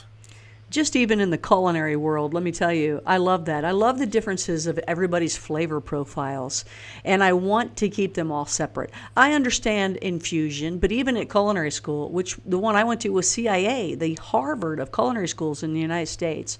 Wow. And it's all about, they would say, no infusion. Infusion is confusion. And, they would not like us to do that kind of stuff. And a lot of people are doing infusion. It's not that I don't mind that. I love different flavors. They train your palate more than anything. But I like when we love each other's differences instead of, try to make us all one. We already are one, if you're in my world, because you believe there's life outside of Earth. So we are one. We're humans. We're Earthlings, but we all have our differences. I love that we celebrate our differences. And I look at it in the culinary way of, oh my gosh, I want Asian tonight. But I don't want Asian. I want Vietnamese. Or do I want Thai? Or do I want Japanese? Or do I want, Polynesian or what? There's so many I love all the differences. So I don't know if that's a way to kind of also look at what you're saying. That's a brilliant analogy. And to carry that analogy one step further, I'm stirring up dinner tonight. Okay? Oh no! And I'm putting my favorite recipe together. Okay, and somebody comes into my house uninvited and grabs a salt shaker and adds salt. Well, that's not in my recipe. I didn't want you to come in to my home and change the recipe I've been trying to build. We all lobby within our neighborhoods. You know, maybe you work real hard to get your neighbors to agree, hey guys, you know, we're going to have a homeowners association. We're going to agree that nobody's going to put pink flamingos in the front yard, you know, and we develop our culture. All right. Whatever that might be. Cultures are engineered by agreement over time of what people in a given area like and think should be the standard way of doing things. And they're comfortable when they're in that environment. Now, if you have a situation where somebody can suddenly come in and force that culture to change that you've worked to establish, you know, go over there and find a place where people think like you do, and you go mix up your recipe there. Don't mess with mine. This isn't a racist thing. It's a taste thing. What people would like to see in their local environment, or higher and higher levels of hierarchy. But we work hard to reach agreements on what the standards of conduct and everything should be in our culture. And, you know, we're comfortable with that. And we do on vacations, and we go sample other cultures, and we love doing that. Love some and don't like others and don't go back. But the idea that people should be able to throw different things into each other's recipes is something that you know, I totally disagree with and want to fight. But I know there are people out there that say, no, we're not happy until everything is one homogeneous mixture of the least common denominator. And that is, to me, reprehensible. That destroys every culture and makes everything just a bland mush, as opposed to having the differences. Viva the differences. I think they have whatever now and then at schools or whatever, they would have these potluck dinners. And I remember somewhere it was like potluck chili or something. And to me, I was looking forward to tasting all the different chilies out there that people make, because everybody's got their own chili way. Like in Kentucky, we put spaghetti in it, you know, and in Ohio, Cincinnati people love cinnamon. Bleh, I don't want cinnamon in it. But this particular school, if I remember, they took everybody's chili and poured it all together into one. Oh, then it was bland all the way across the board, like you were saying. It was like, because it wasn't the spicy one over here, the meaty one over here, the one with all the, you know, 20 bean, you know, chili over there, or the spaghetti one. Mine was always the best. Hey, so, you know, they ruined it. But, yeah, I understand what you're saying. So, Sean, did you want to say something to that? I was just going to say that, you know, in science, diversity is inequality. And so when I was in Australia, I got to do vegetation surveys, and where we're looking at you know, different plants and so unless you really cannot have equality and diversity. I mean, they're just opposites, and so if you're really interested in equality, you're not going to get it by diversity, unfortunately. Well, we've got a lot of questions for you. If you're just now tuning in, this is Blue Rock Talk with Connie Willis on Crypto Connie Tuesday. I'm Crypto Connie. Along with us, Stan Larimer, the godfather of BitShares. He's the dude in the middle. And we've got the other dude on the other side. That's Sean Worthington, I can't say stepchild of CloudCoin. He's the CloudCoin. The what? The wizard. The wizard of CloudCoin. But CloudCoin is not going to exist anymore. It's going to be EO Stealth. Well, it's still going to exist. I mean, it's going to be. Show me all your face. Give me all your. There you go. There you go. Thank you. No. What are you doing? I'm trying to just move my head and not the. Maybe if I just go back. Oh no, yeah, and he's creating new money for you guys. Okay, yeah, all right. Hey, they're smart up here. No, just kidding. So we haven't quite figured out how to explain it yet. Okay. But certainly there is an EOS Stealth coin that is on BitShares, and you can't buy it yet and you can't sell it yet, but it's going to be, hopefully in the next week or two, it's going to be there. But that's going to also translate into CloudCoin, but you can call your CloudCoins EOS Stealth, and so you can call it the same name. But my best EOS Stealth is backed by CloudCoins.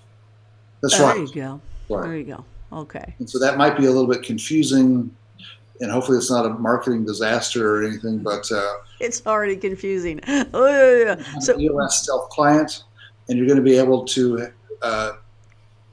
put your EOS Stealth into JPEGs, and the default JPEG images are going to have a certain look to them that's going to look EOS Stealthy. So my CloudCoin, I will eventually turn into EOS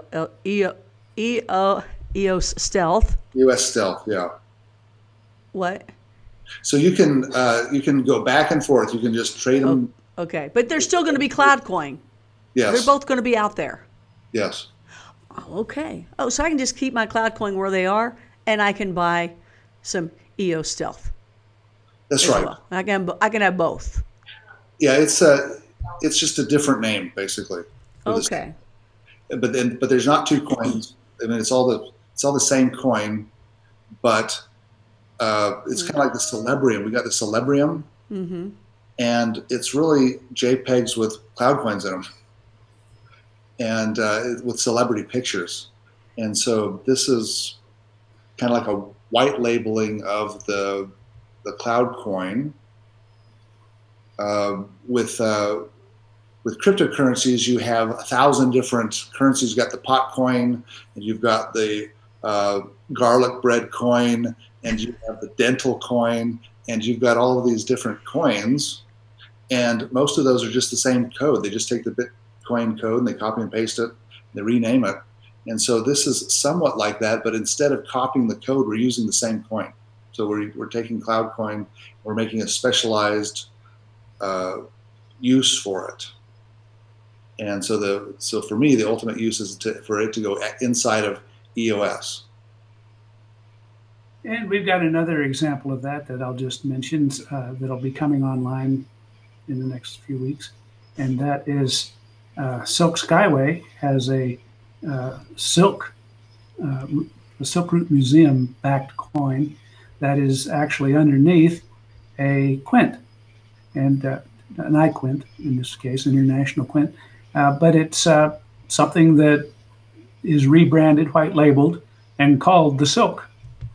Okay, and so it's specially to be a branded specialty coin of the Silk Root Museum, redeemable for the same thing that an iQuint is redeemable for, but also redeemable for a custom coin that they will eventually have that represents the Silk Root Museum and all of that rich Chinese history from the Silk Road. So, that's an example of somebody coming along and saying, I'm going to, if I dig down enough, I'm going to find a quint, and under the quint, I'm going to find a Chinese panda or a maple leaf or a kangaroo or, whatever the different international gold coins are. But if I pop up a level, I'm going to find a iQuint, and if I pop up to the brand, I'm going to find a Silk coin. And there's no reason why Sean can't do the same kind of things for different applications of his base coin. So Sean, here's a question for you from the live chat. And it's Lane. Is it Lane? Lan? I want to get that right for our blue rockers out there. Thanks for being here. Will a cloud coin attached to a particular brand or product have a different trading value to other brands where CloudCoin is used, or versus CloudCoin itself? That's a great question. So we've got this data structure called the RAIDA, and there's only one of them out there. And we have these digital certificates that we call cloud coins. But actually, these digital certificates could be put into JPEG images. They could be put into shoes. They could be put into fine artwork. They could be put into different types of currencies, or different, and it can be called lots of different things. And so the question is that now that we've got this new anti-counterfeit technology that we want to put into shoes and purses, should we create a new RAIDA? Should we have a completely new RAIDA and have two RAIDAs, one for cloud coins and one for purses? And what we've decided to do is just have one RAIDA. And that means that the cloud coins are going to be embedded in everything. and that should increase the demand for cloud coins, and that should also it'll have an interesting effect, because you could have a purse that's got a cloud coin in it, and the purse might not be worth anything, but it might have a cloud coin that's actually worth more than the purse. So that would be an unusual thing. Or we might have some celebrium in which the collector's piece is worth much more than the cloud coin is worth that's in it. And so we have a baseball player that's an all-star. He's going to be one of the first celebrium people. There's a limited amount of these celebriums that are made, and we're putting just one cloud coin notes inside of them. And so you could take that celebrium and sell it for the one cloud coin, but the actual celebrium might be worth much more. And so these cloud coins, or what we call cloud coins, could actually end up being worth a lot different things depending on how they're used. We might be able to take the cloud coins and put them in EOS, and they might be part of an EOS program that does a certain thing that keeps track of real estate or something. And in that application, they might be worth a lot more than as a cloud coin itself. And so we're going to see some different things, unless we decide, hey, we're just going to come up with a new RAIDA that's just for counterfeiting. But we really don't want to do that if we're going to avoid it. I think you're right to do that, because then you'll just keep splitting and splitting and splitting and splitting all the way down if you keep doing that. So you can think of the RAIDA as an authenticity sticker on anything. And if you're making coins, each of them gets an authenticity sticker drawing from the database of RAIDA stickers. And if you want to make different kinds of coins and authenticate them, if you want to do all the different things he's talking about, you're going to the same database of stickers and applying them to whatever people are using. That's a very good way of explaining it. Yes. Yes. It's a good team already. Isn't that so nice? I love it. All right, back to the live chat here. Have No Fear, who has been saying some very nice things about me out there. Thank you so much. I haven't seen them all, but thank you. He is asking, in all seriousness, how come, you mean those wonderful comments were not serious? Wait, what? What? How come our, it zipped down on me, darn it. So I'll go ahead and ask this one. And then I'll go back to the John Jones one I was going to ask you. How come our dollar Federal Reserve bill has a pyramid with an eye on the observed side? I'm being fictitious. However, it's good to hear from experts. That's you two. I'm not going to touch that one with a 10-foot pole. But the truth is out there. And so Google it. And watch it on Blue Rock Talk. Yeah. Sean, you have something to say about that? Well, that's the all-seeing eye of Ra. And it is, or maybe I should say God, because it was originally Ra, but then they started interpreting it as God. And if I give you money, it's a trade between two people. This is my interpretation, and it could be completely wrong, But who are we going to trust that trade actually happened? Because I believe in ancient Jewish law, and I could be wrong about this, that there always had to be three people involved with any kind of transaction. You had to have a witness. And so I think that represents God being the witness of the transaction. And this is kind of, actually when we were doing the RAIDA, several of our concept art had the RAIDA as a pyramid that was, had rays coming out of it. I remember that. I remember seeing that. And that's because the RAIDA is like the witness, that is seeing that transaction happening. But that's the best that I can do. I don't know if it's true or not. Stan, you want to touch it or not? That it would exceed the capacity of 10 Crypto Connie shows to discuss it. We will have beginning of part 1 in about 3 weeks, okay? Because we have some other cool things for you in between. John Jones asks, will there be a way to exchange cloud coins between smartphones using between smartphones or codes? Yes. And so we've got a technology called trusted transfer, and it's where both, and by the way, we haven't actually, we've got this in development right now, so it's not, hasn't actually come out yet. But the idea is that both of the cell phones connect to a server, and from that server I get a magic word or a secret word. I give it to the other person, they type it in, and then they can send the code directly to me. And so it's all anonymous. You don't have to actually have addresses. You have this ever-changing address thing, which is these secret words. So that's one of them. And then we have another thing we're in development called PAN forward. PAN is the proposed authenticity number, and then we're getting technical here. But basically the idea is I send my coin to I send my authenticity numbers to the RAIDA. The RAIDA comes up with the new numbers and sends them to somebody else, the person that I command it to. And but this would work on cell phones, and that is in the works. And so we want to make it really easy for people to transfer from cell phone to cell phone. And those are the two technologies that we're working on right now. Stan, you probably have some things even in the works too, or that all the secrets will be told after midnight tonight. You guys will have a good time with that. Well, certainly Sean is in our inner circle now, and right. So he'll be aware of everything we're doing. Right.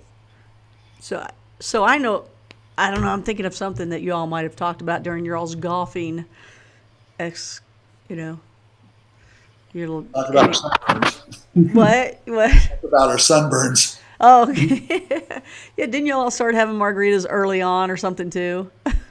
Yeah, that was, the whole event was to raise money for a particular good cause. Absolutely. And, so every golf tee that we got to, there were friends of a girl that had had an unfortunate accident that were there helping to raise money.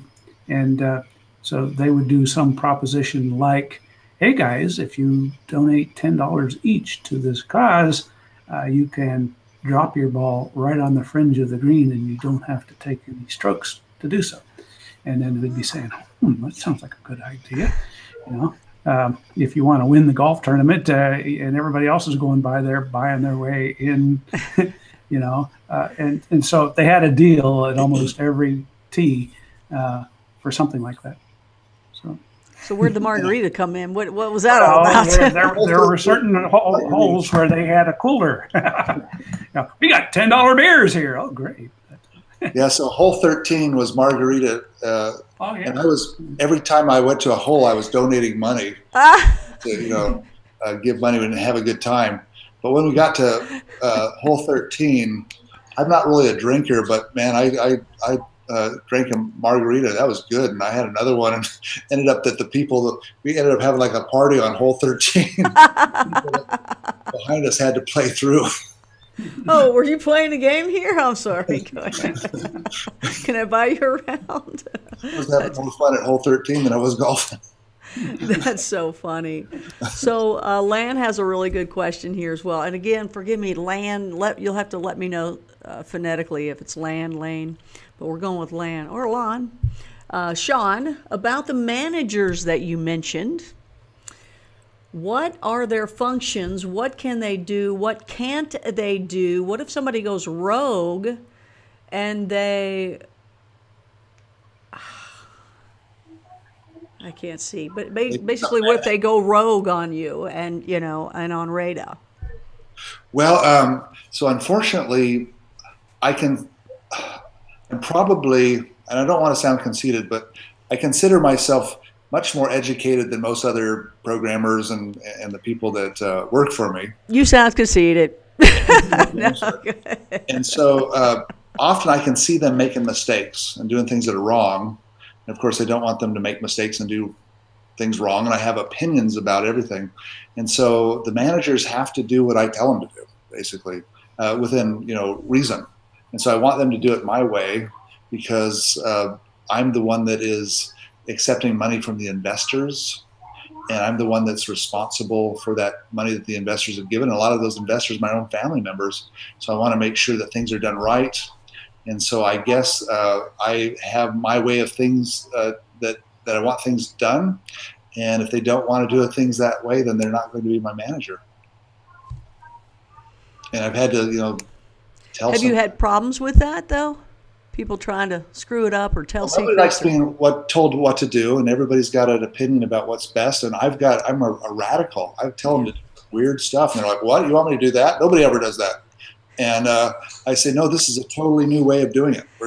We're inventing something totally new. That's right. Never done it before. Nobody else has ever done it before, but that's the way that we're going to do it. Yeah. And if you don't want to do it, then." Thank goodness that you're that way. Thank goodness Dan's that way. Thank goodness Dan was that way, and still is that way. And even me on a YouTube channel, people are like, no, you need to keep to one subject. I'm like, no. Blue Rock Talk with Connie Willis is the most interesting conversations. Tuesday night, we're going to talk about this. Wednesday night, just like when you watch CBS or Fox or whatever network or whatever show you watch, they do not have the same thing on every night. It's a new lineup. And when people say, oh, no, it's not going to work, I'm like, well, let's see if it works. It's always when someone goes outside of the lines or outside of the box that we know that it works. These people that always want to stay in, been there, done that. You know what I mean? It's like, come on. And then when people see where somebody's gone out of the box and it's worked because they had the nads to do it. And that's a Connie rant now. They had the nads, and it might have been a chick with nads.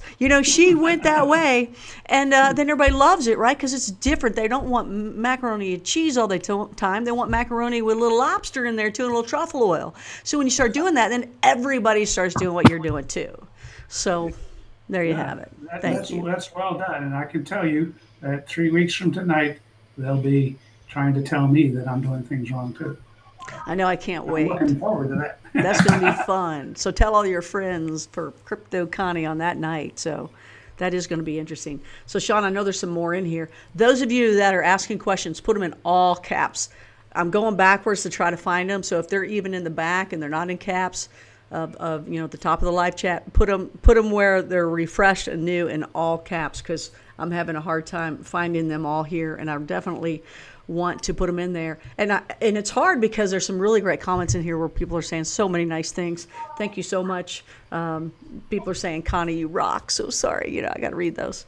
Anyway, you guys, we're talking to some of the biggest people here in the crypto and the Sean, are you considered the crypto world now? I mean, well, I guess it's crypto. It's just not blockchain, but it is blockchain now. Well, I think that, people assume that cryptocurrencies cover all currencies. And so I do kind of consider myself in the crypto world, even though, we're not using crypto technology. Let's put it this way. They're using crypto technology, but it's not blockchain technology. Right? Yes. And so he's, once again, breaking the mold, thinking outside the box. And that has happened a lot. Dan has done that in every generation of his technologies, is do things where people told him, you can't do it that way. I remember the day he got rid of mining, just a little bit under 5 years ago. What a big deal. And, what a heretic, So, yeah, that's how progress is made, is breaking the mold. And there are people that are only going to stick with mining, and they think that's the only way to go. I mean, I know, I interviewed Cliff High, and he was like, mining's it. Mining's it. He didn't think, he didn't consider anybody else, even a blockchain, because there was no mining. Yeah, and there were people who wanted to stick with their horses when the Model T came out.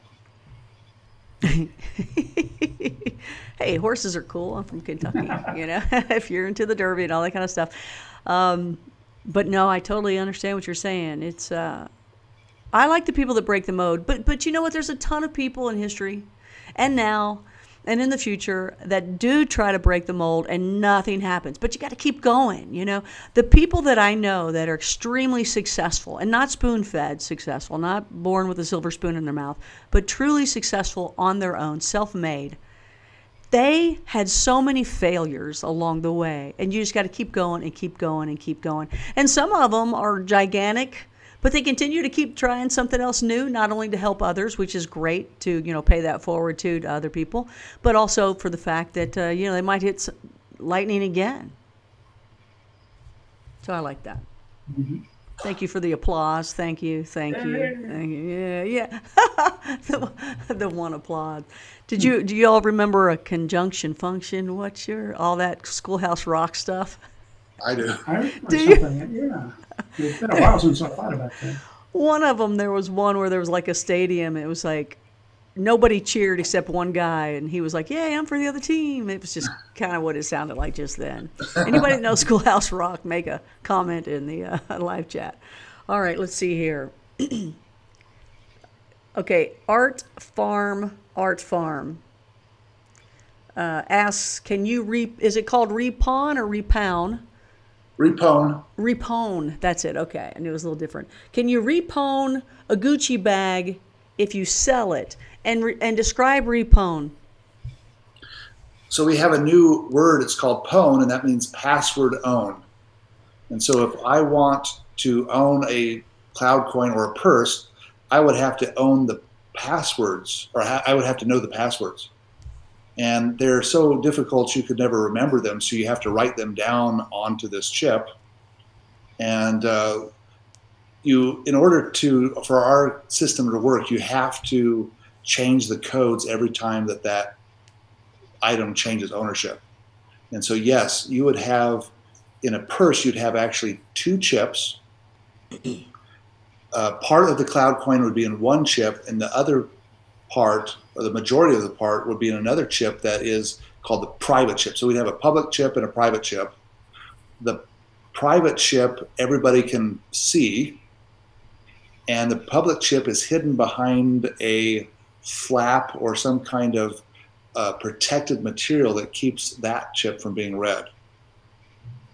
And so I would probably keep that area quiet too. I would probably keep that area quiet too, so nobody can cut it out. Yeah, the problem is that if somebody can scan your chip, they can also write to it. And that means that they could actually take ownership of it, even though they're not, the owner, even though you're holding the bag, they might be able to scan it and actually take ownership of it by changing all the codes so that they only know that they know them. And so that would be a bad thing. But this public chip, they can actually, would be able to change the codes so that it would look like it was counterfeit, but the owner could change them back very quickly. So the owner could say, "Oh, now it's saying it's counterfeit," but they could change it back because they could do something called a frac fix. And the frac fixing is sometimes we have 25 clouds, and it could be that one cloud says that they're not real, and the other 25 says it does.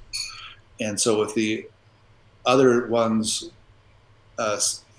give a ticket, that other one will change its mind. And this is part of the healing algorithm, but we can make it so that it would go back. But so that's the existing technology. Well, I just wrote something down that I want you to add to that technology. I'm going to tell you off air, because I don't want someone else trying to jump up there and do that. I got to remember to tell you that.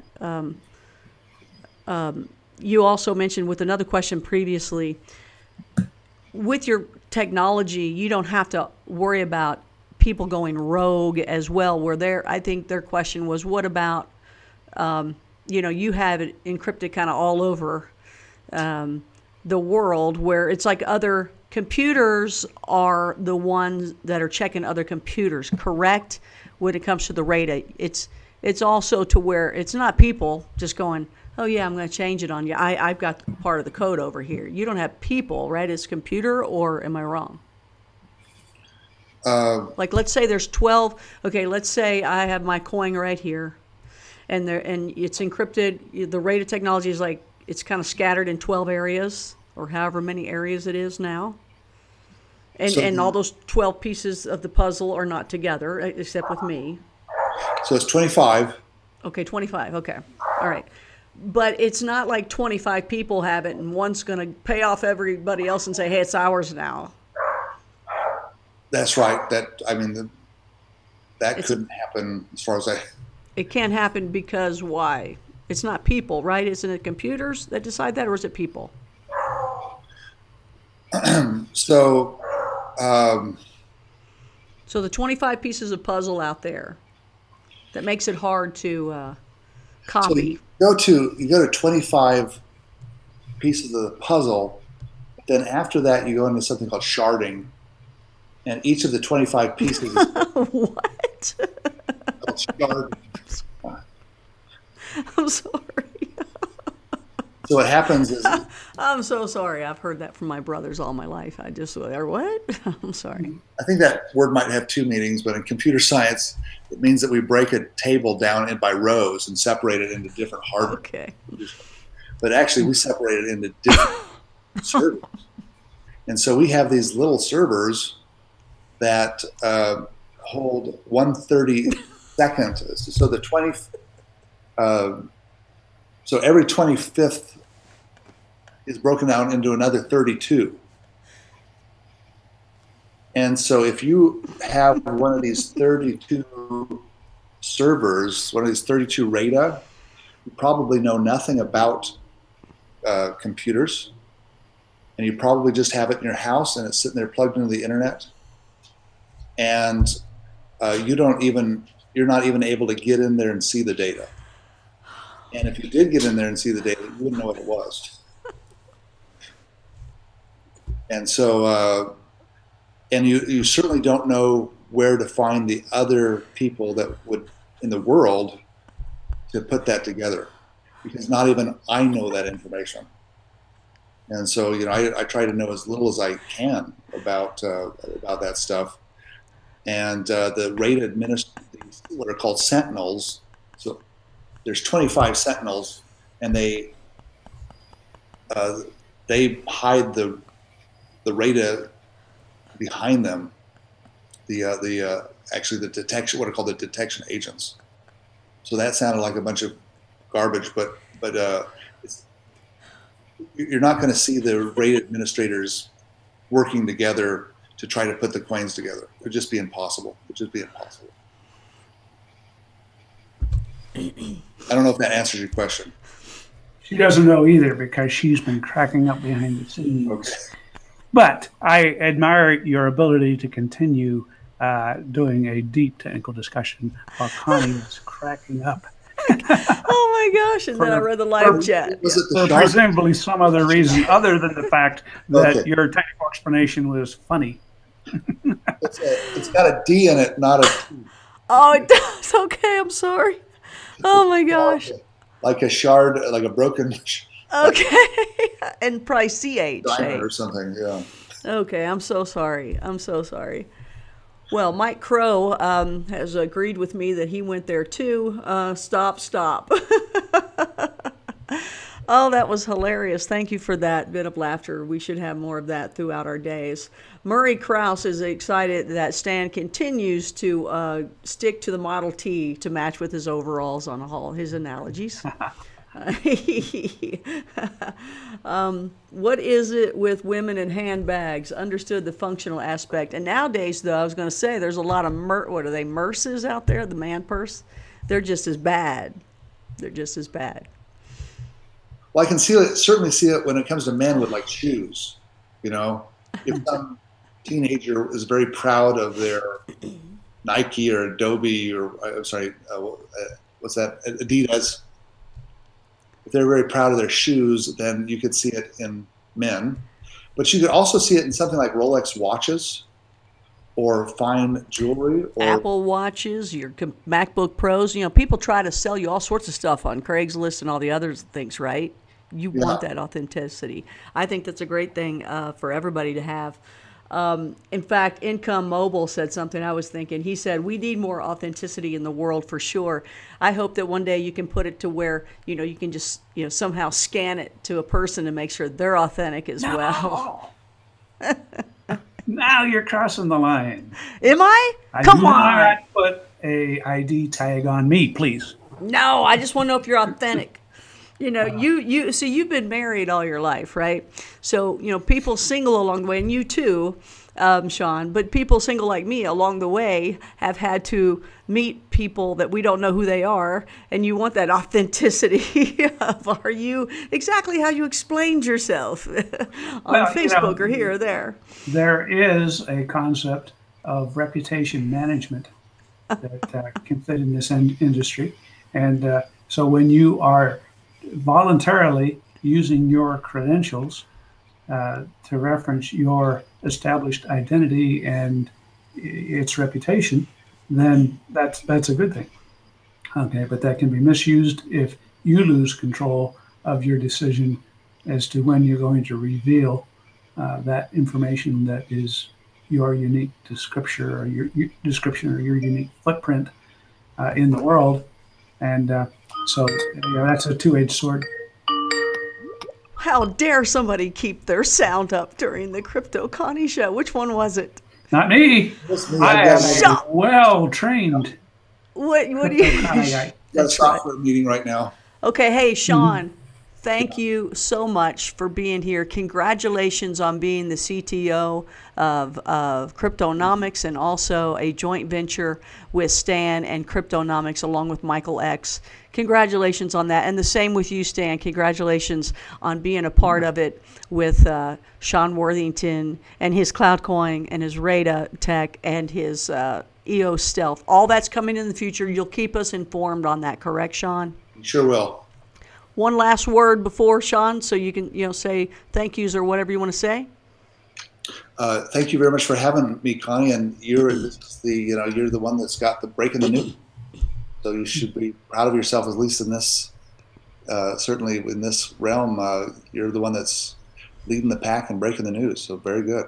Oh, well, that's cool. Well, that's cool. I like that too, and thank you. But do you want to say anything else about your new adventure that you have in front of you with the BitShares Dynasty family? I'm looking forward to upgrading our entire organization, and it's going to be like a rocket, hopefully a rocket car. It's going to get much faster and be able to get a whole bunch of stuff done, and it's going to be great. Kind of cool to have Stan as your partner, huh? Oh, absolutely. Yeah, it's an honor to have Stan. Everybody knows him. Every time I go to a convention, they're talking about Stan. Is Stan here? Yeah, they spit on the ground. I've seen it. And Stan, what would you like to say to him before he takes off? Welcome him. Just delighted to have him in there helping us wrestle with all this opportunity out there and bring it to some insanely great products that I think we'll do together. Excellent. Now he's already blowing us off. Look, you sign off, and look what he does. He already blows you off for somebody else calling in on Skype. So later, dude, you know the sign. Okay. Hey, take care, Sean. Bye-bye. All right. So, Stan, I'm going to work it to where you and I are on here together. So, I'm going to just put us together here because it looks like a big question mark. Otherwise, it's like, who is the mystery person there? Because he's gone. So how do you see, since he's gone now, what do you really feel about Sean? What do you really think? I mean, I really think his technology is going to be good with the Silk Highway, as you talk about. Well, I think that by getting him into that particular strategic location, I hope that we will see a whole new category of products, and that's pretty much the message behind my description of the so-called four horsemen of BitShares. It's four horsemen riding out into four directions: north, south, east, and west, from where we are technology-wise. And our core technology is there. It's been industry leading for years, and that's great. But in the case of the different people that I've been highlighting, I think that each one of those expands what we can do and the services we can offer to people that are using our system. And that's the name of the game here, is to build up your utility. There's only so much you can do in getting to faster and higher bandwidth. We've been industry leading for a long time. EOS came along and increased that by maybe a factor of 6 in terms of rate at which blocks could be produced. I think we can do a little bit better than that, but we're getting up against the speed of light, and you just the size of the planet limits how much more you can crank that up. So I'll be revealing some ideas of how to get even better speed than that. But you know, it won't. Usually, what we got right now is frankly good enough. Waiting for a half hour for your transaction to clear is not good enough. Waiting for a minute for a lot of applications is not good enough. When you get down to sub-seconds, most of the time that's good enough. Obviously, there's some high-frequency trading applications, but you can't offer that service everywhere in the world because the speed of light limits how fast that can happen. You've got to be close to where the trading desk is. So I like to explore things that are off blockchain and how we can interface with them to produce new hybrid services. And that, I think, is where Sean's technology is one of the 4 great directions we can take it. And we talked about Jared's technology and the decentralized web and all the things that makes possible. And, you know, there's an entire other stealth grid technology that we're looking at that is out there, and there may be opportunities to cut together with that. And then there's EOS itself and the things that we can do with that, which is sort of my white horse, and that I'll be talking about over the next 3 weeks. Your white horse. Can't wait. I can't wait. I'm looking forward to this. So, okay, so next week is the start of half of the clues, and then next week is the other half of the clues, and then the reveal? There'll be some clues that contain some facts that will not be revealed for 62 weeks or 40 fortnights. Why? Because it's part of the plan. Oh, man. And where he's talking about his clues are, you get some here on Crypto Connie, but you also get them on a Telegram, what do they call that? The Telegram room, which is called BitShares for Nice People. Yeah, and I think you'll probably put a link to that down in the notes so people can find it. But once again, it's only for people that are tolerant enough to tolerate the things we talk about there. And, you know, mixed into that, in addition to a lot of interesting conversations, but certainly 2 things people are intolerant of in our industry is sadly Christianity and the technologies of Jared Rice. Okay, well, we talk about those things there. So if you can't stand to hear about those 2 topics, then you shouldn't go there. And in fact, we consider those 2 topics our form of mothballs. To keep the moths out of that particular group, and so only nice paper hang around. So that's true. You know, for what it's worth, that's what that channel is about. But we don't really tolerate trolls coming in and saying nasty things to people. If you're willing to be polite, you're welcome. And even people who don't like us, if they're willing to behave themselves, can stay. Yeah, I think that's a great way to put it with the mothballs. Pat, Connie Electric just made it here, so hey there, Pat. Good to see you there. I thought you were up there earlier, but I guess not. Thank all the Blue Rockers that are here. And those of you that are new, please subscribe if you haven't already. It's Crypto Connie Tuesday here on Blue Rock Talk with Connie Willis. In the future, Wasted Wednesdays, which is a serious look at the cannabis industry. Even some crypto will be a part of that, by the way. I think, Stan, you can join me on one of those nights because I think you've had some talks with people about that. And then Far Out Thursday, which can be anything and everything interesting. That's really kind of far out for sure. Bigfoot Friday we have here. All these are 9 p.m. Eastern now. 9 p.m. Eastern now. And then on always breaking news, stringer news, all sorts of who knows what may happen because it's Earth's most interesting conversations. And then on what's that show we have on Sunday? We got some show on Sunday. What's that, Stan? What's that show on Sunday? Stan's Bible lecture. Yeah, it's a college level class on biblical Christianity. Yes, and it's really good. And all of them are live unless something happens. And sometimes there's a part 2 because something does happen because it is live streaming. But we always take questions at the end, just like we've been taking questions now. When we do that, we like them to be in all caps so I can find them and see them. So those of you that do want to donate to the show, thank you so much for doing that. I prefer in crypto, and I got my favorites down below, and I got a BitShares wallet. I'm about to get the EOS wallet. A friend of mine, Crypto Mogul, that is on here from time to time, he's got his own channel as well, and he was going to put up a video to show how to get the EOS wallet. So That's cool. We also, those of you that want to learn, besides just learning here as much as you possibly can, talking to the big folk here. I mean, we got Sean Worthington, we got Dan Larimer, the godfather of BitShares. We got MichaelX that comes in, and other people along the way, Fuzzy, and even more along the way that you will meet here. Keeping it our best. I do my best. You know, notice I stop them and say, what does that mean? What does that mean? But if you want to take a cryptocurrency school that kind of goes from beginning to, you know, actually trading, it starts out free with the basics, and that's cryptocurrency, you know, crypto school down below in the description below. You'll see those links. And you're going to learn more about the road guys here in the future, too. So that's how I would say to donate, by the way, is in crypto, and check all those things at the bottom. And soon I'll be adding EOS Stealth on there. I like that. Oh, no. Oh, no. Yeah, thank you, Lan. It's got the... You know, YouTube just will do whatever YouTube wants to do when it comes to that. So you are right. That has really messed up.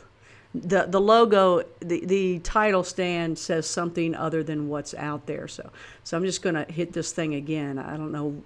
All I can do is hit it again. I'm going to hit delete and just push it up again, and we'll see if it changes. It's the only thing I can do right now. I don't want to cut us off. But that darn YouTube, you know, it talks about a whole nother show on there. So anyway, we'll have that changed for all the other people archived wise. Stan, I'm looking forward to what all these verses are, that all these clues. I'm also looking forward to the big reveal and announcement. That's the bigger thing I'm excited about. But I know in between now and then, there's a whole bunch of other things that are going on that we might have to do some just breaking news on, because it's extremely exciting. Would we even do breaking news on some of that stuff? Anything could happen. Yeah, well, I'm hoping that's the case. Now, when you go away on your trips, don't forget, when you go to Brazil, you got CryptVisor. Remember the app that we interviewed the guy? You got to make sure you meet with him. I don't know if you all still connected, or maybe he was just going to go through me to get to you. I didn't know if you all connected yet, so I'll make sure about that. Cool thing. That was really cool. But I see as well in the future with the BitShares Dynasty, with the RAIDA, with Sean, that you're going to be able to use that in so many other cool ways. And then I think he's going to have some other cool ways for you to use BitShares and all the other coins that you have and all the other joint ventures that are coming in. But also the virtual reality. We got to get all involved into that. Oh, yeah. And we do have partners that are involved in that. Who knows? Sean is doing some stuff, and we also have people with the Billion Hero campaign that have their own projects in that area. So yeah, lots of things. That's what my day is like. The spinning plates are just talking to people that have got great ideas, and we sit at this very enviable position where we get to talk to a lot of people and show them how they can move into this industry quickly by building on the technologies of Dan Larimer.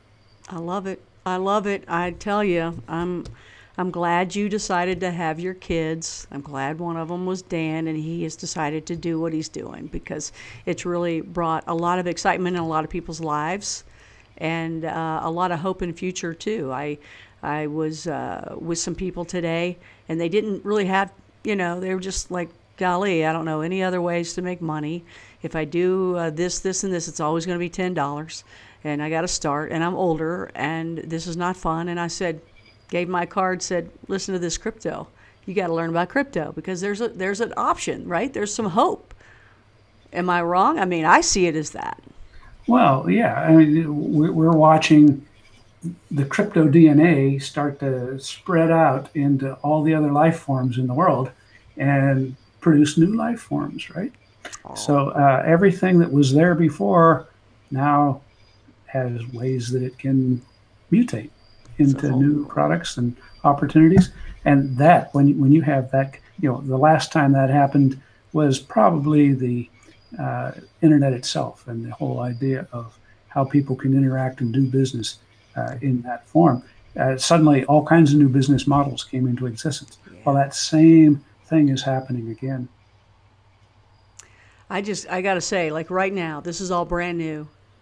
But in 20 years, this is going to be so freaking old, primitive stuff. I can't imagine what's going to be in 20 years, because it used to be that 20 years was like the big leap all the time, but now it's a whole lot less than that. So I'm looking forward to the neat little other things that you have to tell that I know are coming up. I don't know a lot about the other things you're going to tell, but I know a little bit about them. And they're awesome. So thank you for coming back out of retirement, coming out of retirement to help out. And thank you for letting us talk about your new joint adventure that you're signing off on by midnight tonight. So I better let you go so you can get on to that. All right, man. Thanks, everybody. Dude. All right. Hey. Oh, yeah. Make it official. What's wrong with you? Go on. All right. See if I know. Okay. So everybody, you know who that is. That is Stan the Man of Cryptonomex and of BitShares, the godfather of BitShares. And it is official with BitShares and CloudCoin. They are signing off by midnight tonight. And we've been talking about that for a while. And they've done a lot for a while, basically already working together. But now it is official, and you saw it right then and there. And it was so official that Sean was like, hey, I got some other things to do right now. Somebody else called me. Isn't that something? That's hilarious right there. So, all right, everybody, thanks for being here, Blue Rockers. If you are new, please subscribe, and also hit that like button while you're here, too. If you're watching this archive, please put some comments down below and share this with other people. We have incredible nights. We have our Crypto Connie Tuesday, Wasted Wednesdays coming up on the cannabis industry, Far Out Thursday, which is really cool, crazy stuff. And then we have, which is authentic as well, by the way, and Bigfoot Friday, and Stan's Bible lecture on Sundays. That's at 2 p.m. Eastern. The rest of the shows, 9 p.m. Eastern, across the board now. It is a new time. So like, follow, upvote, and share. Tonight, we have been on YouTube, Facebook, Twitter, and also DLive, which I have a link down there below. If you are not on DLive, get on DLive, especially if you do video stuff, people. You'll love it. You get that crypto as an upvote. And again, that's off of Steam It. So that's another part of BitShare Dynasty stuff. I mean, that's under BitShares. That's a Dan Larimer thing. So hope I didn't say anything wrong, did I there, Stan?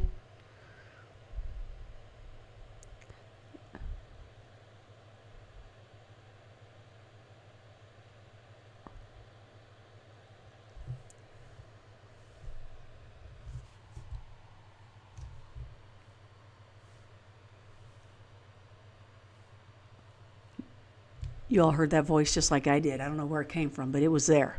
And you heard, there you go. Night, everybody. Thanks for showing up. Mike Crow, all of you out there too. Murray, Kim Steele, Lon, and Patrick. And I know there's a whole bunch more of you up there that I didn't see. So thank you to share it with everybody so we can keep growing Blue Rock Talk with Connie Willis. And we will see you soon again. My goodness, this is exciting, great news, and I'm so happy to be able to pass it on to you. All right, everybody, have a safe and happy rest of the day. I will be talking to you later. There's always more to come. You never know what's going to happen, so you make sure you hit that notification bell as well, okay? Because new cool stuff is on its way. And let me say goodbye here by finding the right button, because there's so many on here. Here, I think this is it. If it says good night, that means good night. Bye for now.